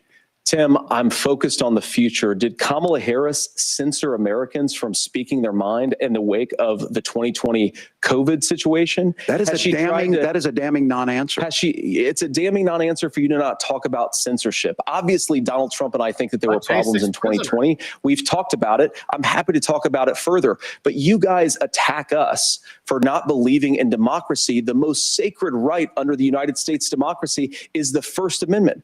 You yourself have said there's no First Amendment right to misinformation. Kamala Harris wants to use the power of government and big tech to silence people from speaking their minds. That is a threat to democracy that will long outlive this present political moment. I would like Democrats and Republicans to both reject censorship. Let's persuade one another. Let's argue about ideas, and then let's come together afterwards. You can't yell fire in a crowded theater. That's the test. That's the Supreme Court test. Tim, fire in a crowded theater. You guys wanted to kick people off of Facebook for saying that toddlers shouldn't Senator, be the governor does have the floor. Fire in a crowded theater. That is criticizing the policies of the government, which is the right of every American. Senator, the governor does have the floor for 1 minute to respond to you. Yeah. Where Well, did that come from? I don't run Facebook. What I do know is I see a candidate out there who refused, and now again, and this I'm pretty shocked by this. He lost the election. This is not a debate. It's not. It's not anything anywhere other than in Donald Trump's world. Because look, when Mike Pence made that decision to certify that election, that's why Mike Pence isn't on this stage. What I'm concerned about is, where is the firewall with Donald Trump? Where is the firewall if he knows he could do anything, including taking an election, and his vice president's not going to stand to it? That's what we're asking you, America. Will you stand up? Will you keep your oath of office, even if the president doesn't? And I think Kamala Harris would agree. She wouldn't have picked me if she didn't think I would do that, because of course that's what we would do. So America, I think you've got a really clear choice on this election of who's going to honor that democracy and who's going to honor Donald Trump. Governor, your time is up. Thank you, gentlemen. We will be right back with both of our candidates. The CBS News vice presidential debate continues. Tried to overturn a fair election and the peaceful transfer of power. No, you and here we are. You did it in 4 years later, 2016. in the You, same boat. Amy I Klobuchar, will Elizabeth tell you Warren, that when Jimmy this is Carter, over, because we of need to Russia, shake which is hands, fabricated. this election, 2016. and the winner needs to be the winner. This Yeah, has got JD to Vance stop. argued the It's election tearing our against country that. apart. Margaret? Answer. No, Senator answer, Vance, JD. did you want to respond to that? Yeah, well, look, Tim, first of all, it's really rich for Democratic leaders to say that Donald Trump is a unique threat to democracy when he peacefully gave over power on January the 20th, as we have done for 250 years in this country. We are going to shake hands after this debate and after this election. And of course, I hope that we win, and I think we're going to win. But if Tim Walz is the next vice president, he'll have my prayers, he'll have my best wishes, and he'll have my help whenever he wants it. So much better. But we have to remember that for years in this country, Democrats protested the results of elections. They did Hillary more than Clinton that. in They 2016 said that Donald Trump had the election stolen by Vladimir man. Putin because the Russians bought like $500,000 worth of Facebook ads. This has been going on for a long time. And if we want to say did that he really? we need to respect the results of the election, He's gonna I'm be on mean. board. No, But if we two want to minutes. say Enjoy that his Tim face. Walz is saying that this is just a problem that Republicans have had, There's another I creepy don't buy that. stare. Governor. January 6th was not Facebook ads. And I think a revisionist history on this. Look, I don't understand how we Agreed. got to this point.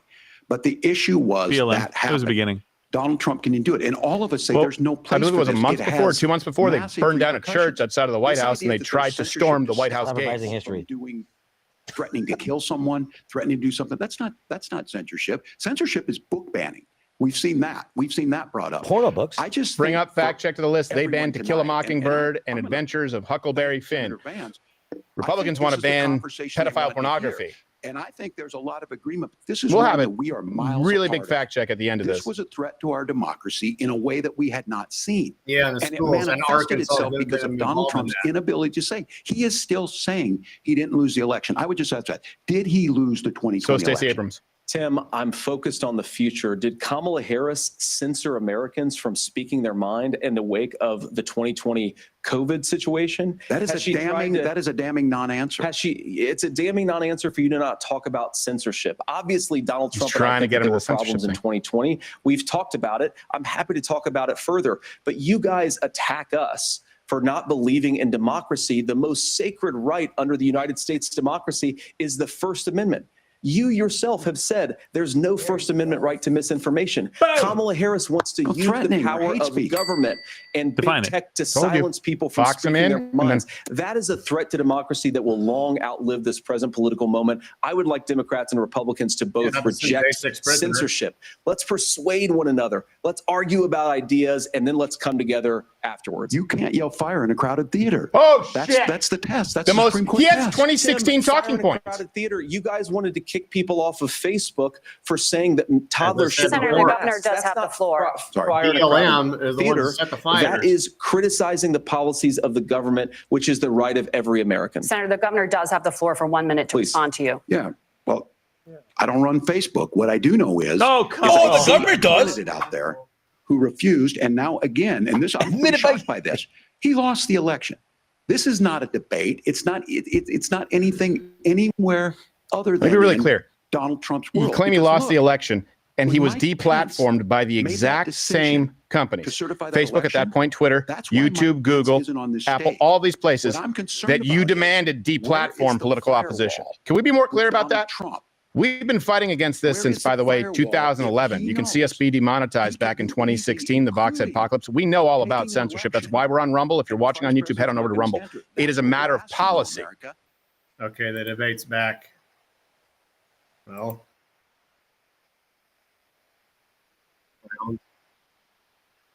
no, America doesn't decide. Because so America decided it would be two open mics, not these two idiots moderating.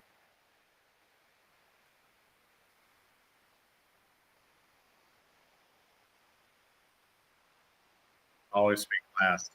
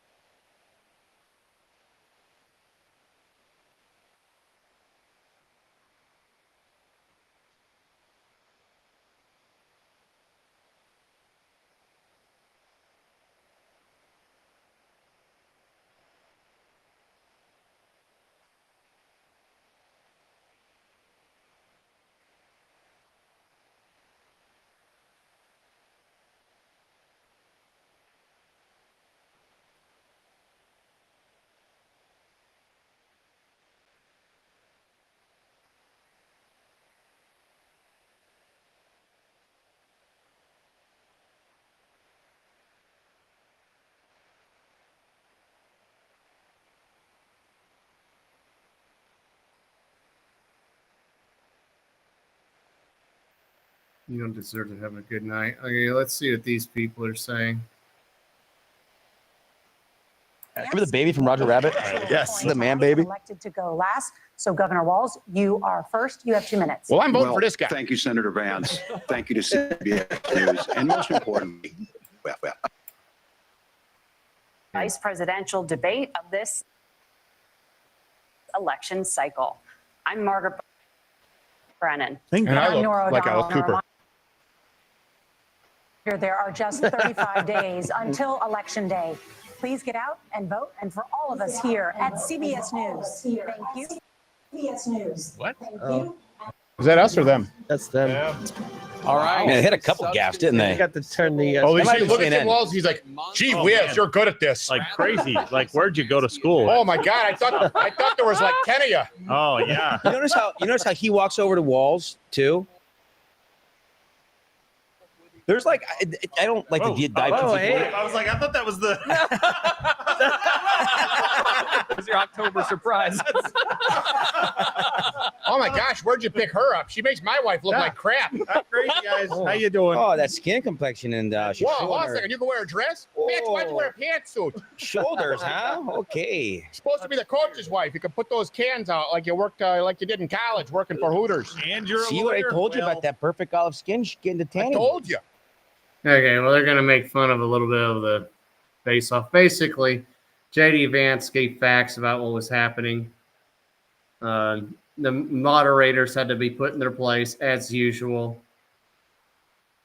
The RNC really it should have, well, there should be an effort to push for real debates where you have 2 microphones and you have audience members decide, not chosen audience members. I wish J.D. Vance had been a little stronger on the climate change myth, as I've posted before.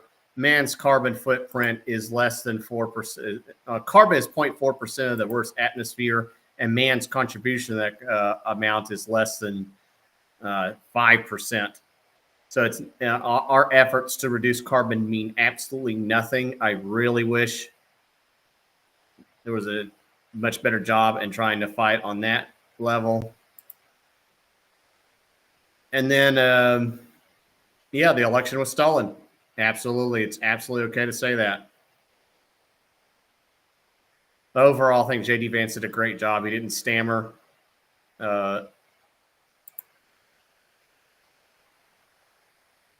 didn't falter on too many things. I wish on abortion, he said, look, it all depends on whether you think an unborn person is a person.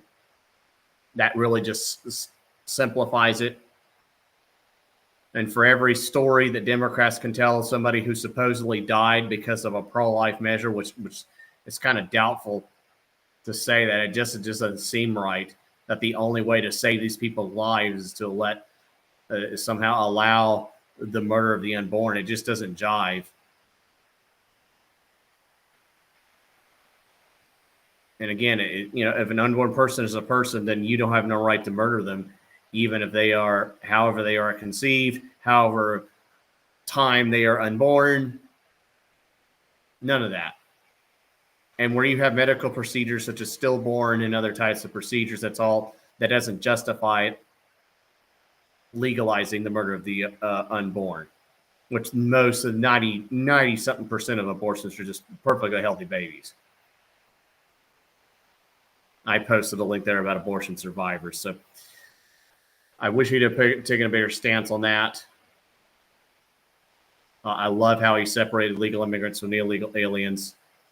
Let's see what the CNN commentators are pretending to say here. It took a little winding up, and I think that an experienced debater immediately jumps on something like that, because that's a really critical point for a Democrat to make. So one of the things that I wonder about doesn't matter who it is. You could send anyone at Vance tonight. Don't send anyone you want back. What were Vance and Walz told in terms of what was their goal for the night?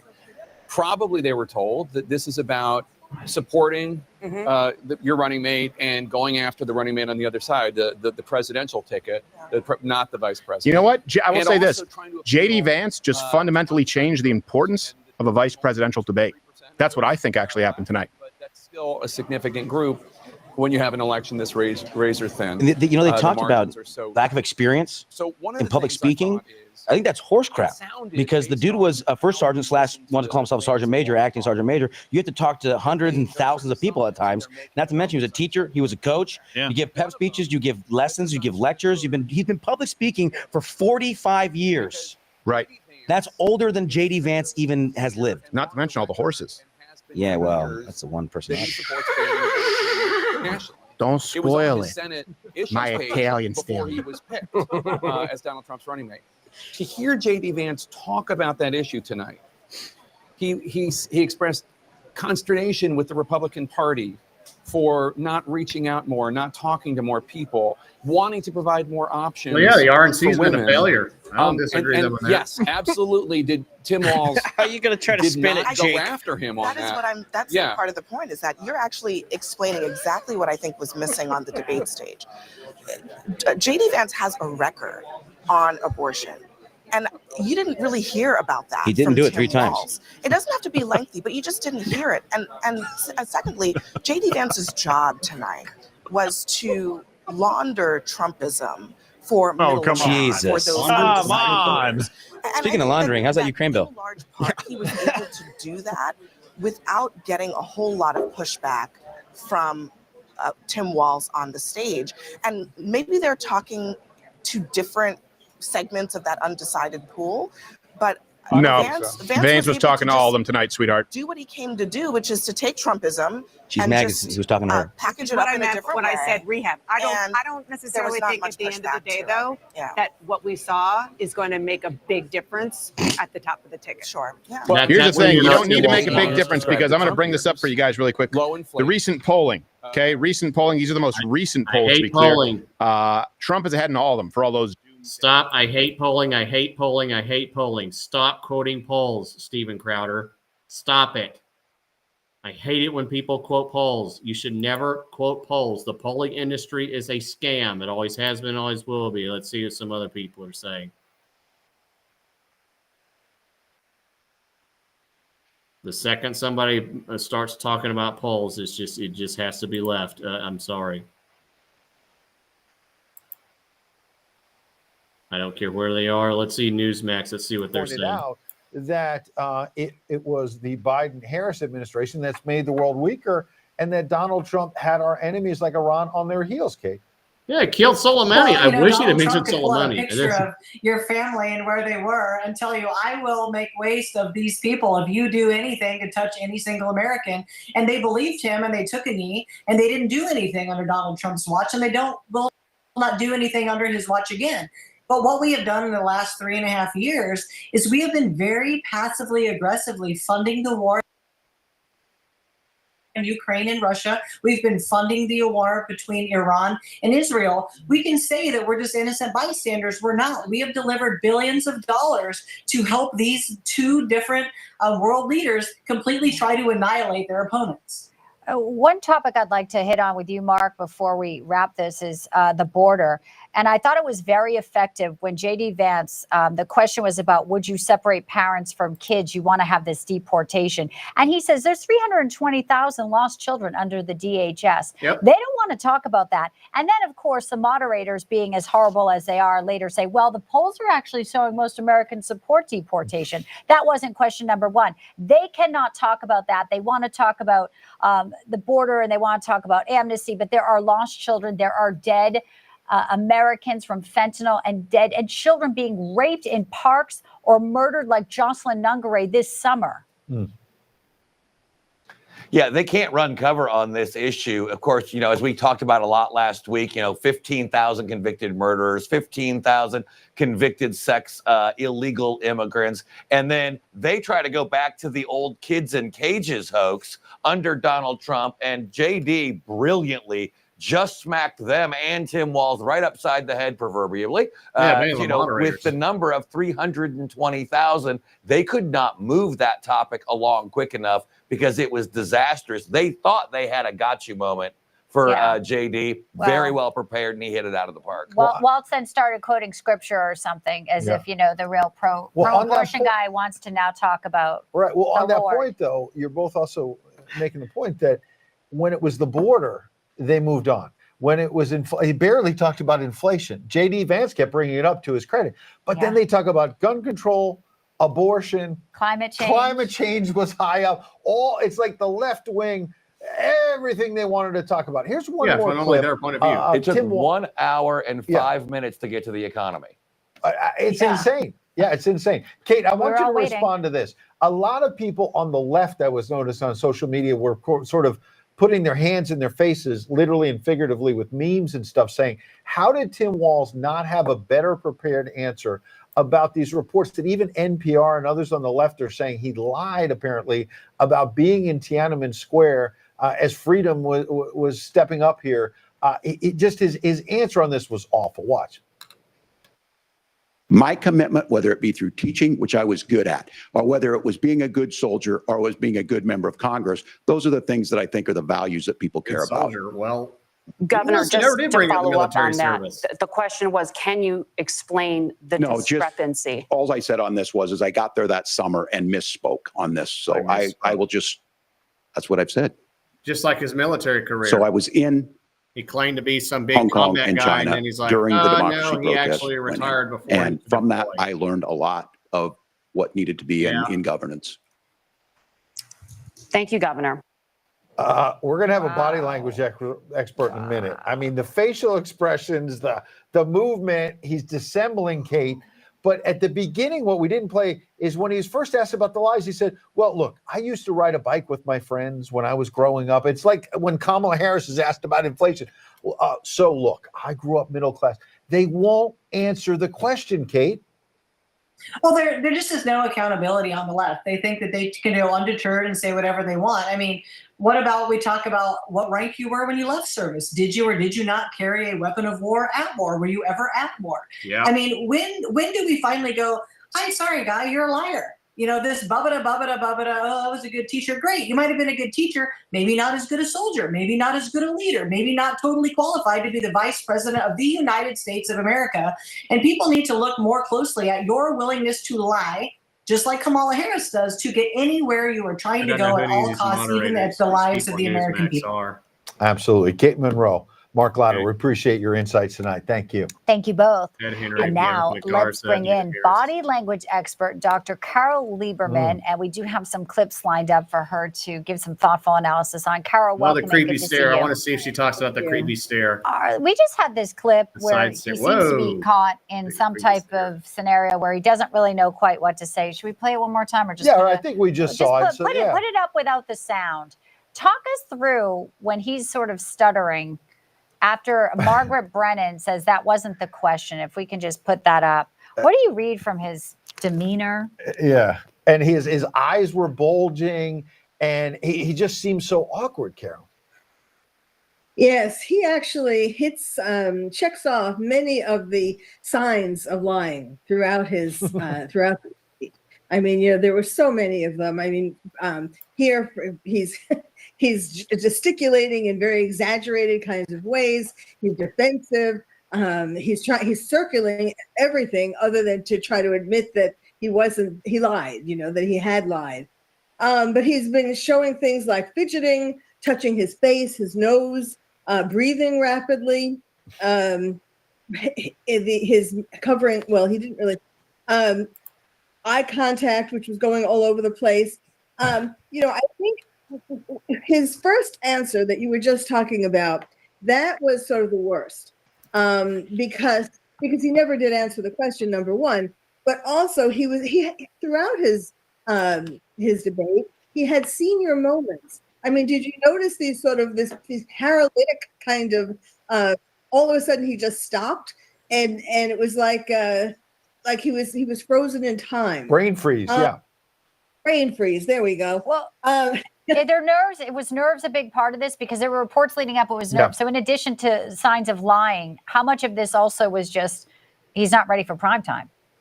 Absolutely. That was a lot of it. I think he was very concerned. You know, he knew that he didn't have as much experience debating as Vance did. I think he felt very much as the lower one, you know, he's from the People's Republic of Minnesota. He's never had to debate anybody. What was interesting was that when he came back from the break, He did. I don't know what he did during the break, but he did recoup a little bit. Not Vance, of course, still was, had the upper hand, but he did quite as bad in the second half. And maybe he got used to, being on the stage. The topics changed, maybe. Yeah, maybe got good topics. But you make a good point, because football teams do that. Yeah. They get beaten up in the first 2 quarters, and they go into halftime, and maybe they realize it, and they make adjustments. And he did have a better second half. I'd agree with you. He just seemed, as Bianca said, nervous, out of sorts for the first half and part of the second half. And Vance clearly won, but you're right to make that point. There seemed to be an adjustment after the break. Well, it was kind of embarrassing. He should have been embarrassed. During the time when Vance was speaking, he had this way of looking up at him, in a kind of intimidated way. Do you know what I'm talking about? Yeah. Frightened, like what's this guy going to say next? Yeah. A lot of people, pardon me, on social media were saying that you're right. That a lot of times when Vance, in general. All right, folks. Well, that's about it. Most people probably seeing this haven't had their minds changed too much.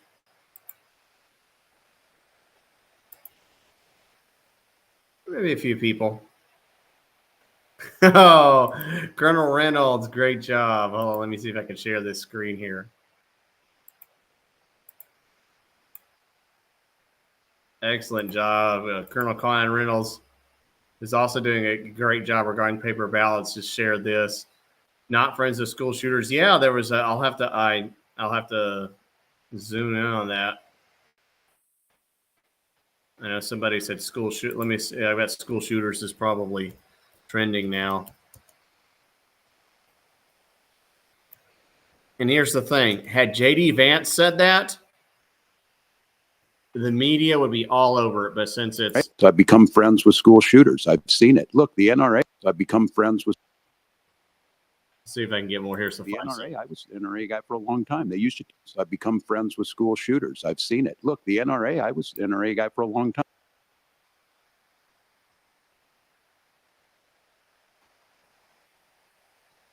Friends with school shooters. They used to. I've become friends with school shooters. I've seen it. Look, the NRA. Parents. I've become friends with school shooters. I've seen. Here's 13 seconds here. With school shooters. I've seen it. Look, the NRA, I was an NRA guy for a long time. They used to teach gun safety. I'm of an age where my shotgun was in my car so I could pheasant hunt after football practice. That's in that office with those Sandy Hook parents. I've become friends with school shooters. I've seen it. Look, the NRA, I was an NRA guy for a long time. They used to teach gun safety. I'm of an age where my shotgun was in my car so I could pheasant hunt after football practice. So then you ought to know that the guns aren't the issue. So, yeah, several people have caught this. Tim Walz said he was friends with school shooters. And the sad thing is, it's probably true. That's what Democrats often do. They befriend criminals. Heck, Kamala Harris bailed out BLM rioters. Many of these people, Democrats will shake hands with terrorists. Of course, they were all buddy-buddy with George Floyd, Trayvon Martin. They elevate them to sainthood. Democrats are the party of criminals. Always have been. That's why they want prisoners to be able to vote. He probably is. Well, folks, that's about it. That's the debate. Been a long night. I'm going to go ahead and shut things down. I got a busy day tomorrow. Check me out 102.9 KRN News Radio. I'll be producing there. Listen to that for updates on things that matter to you. Other than that, you all have a great day.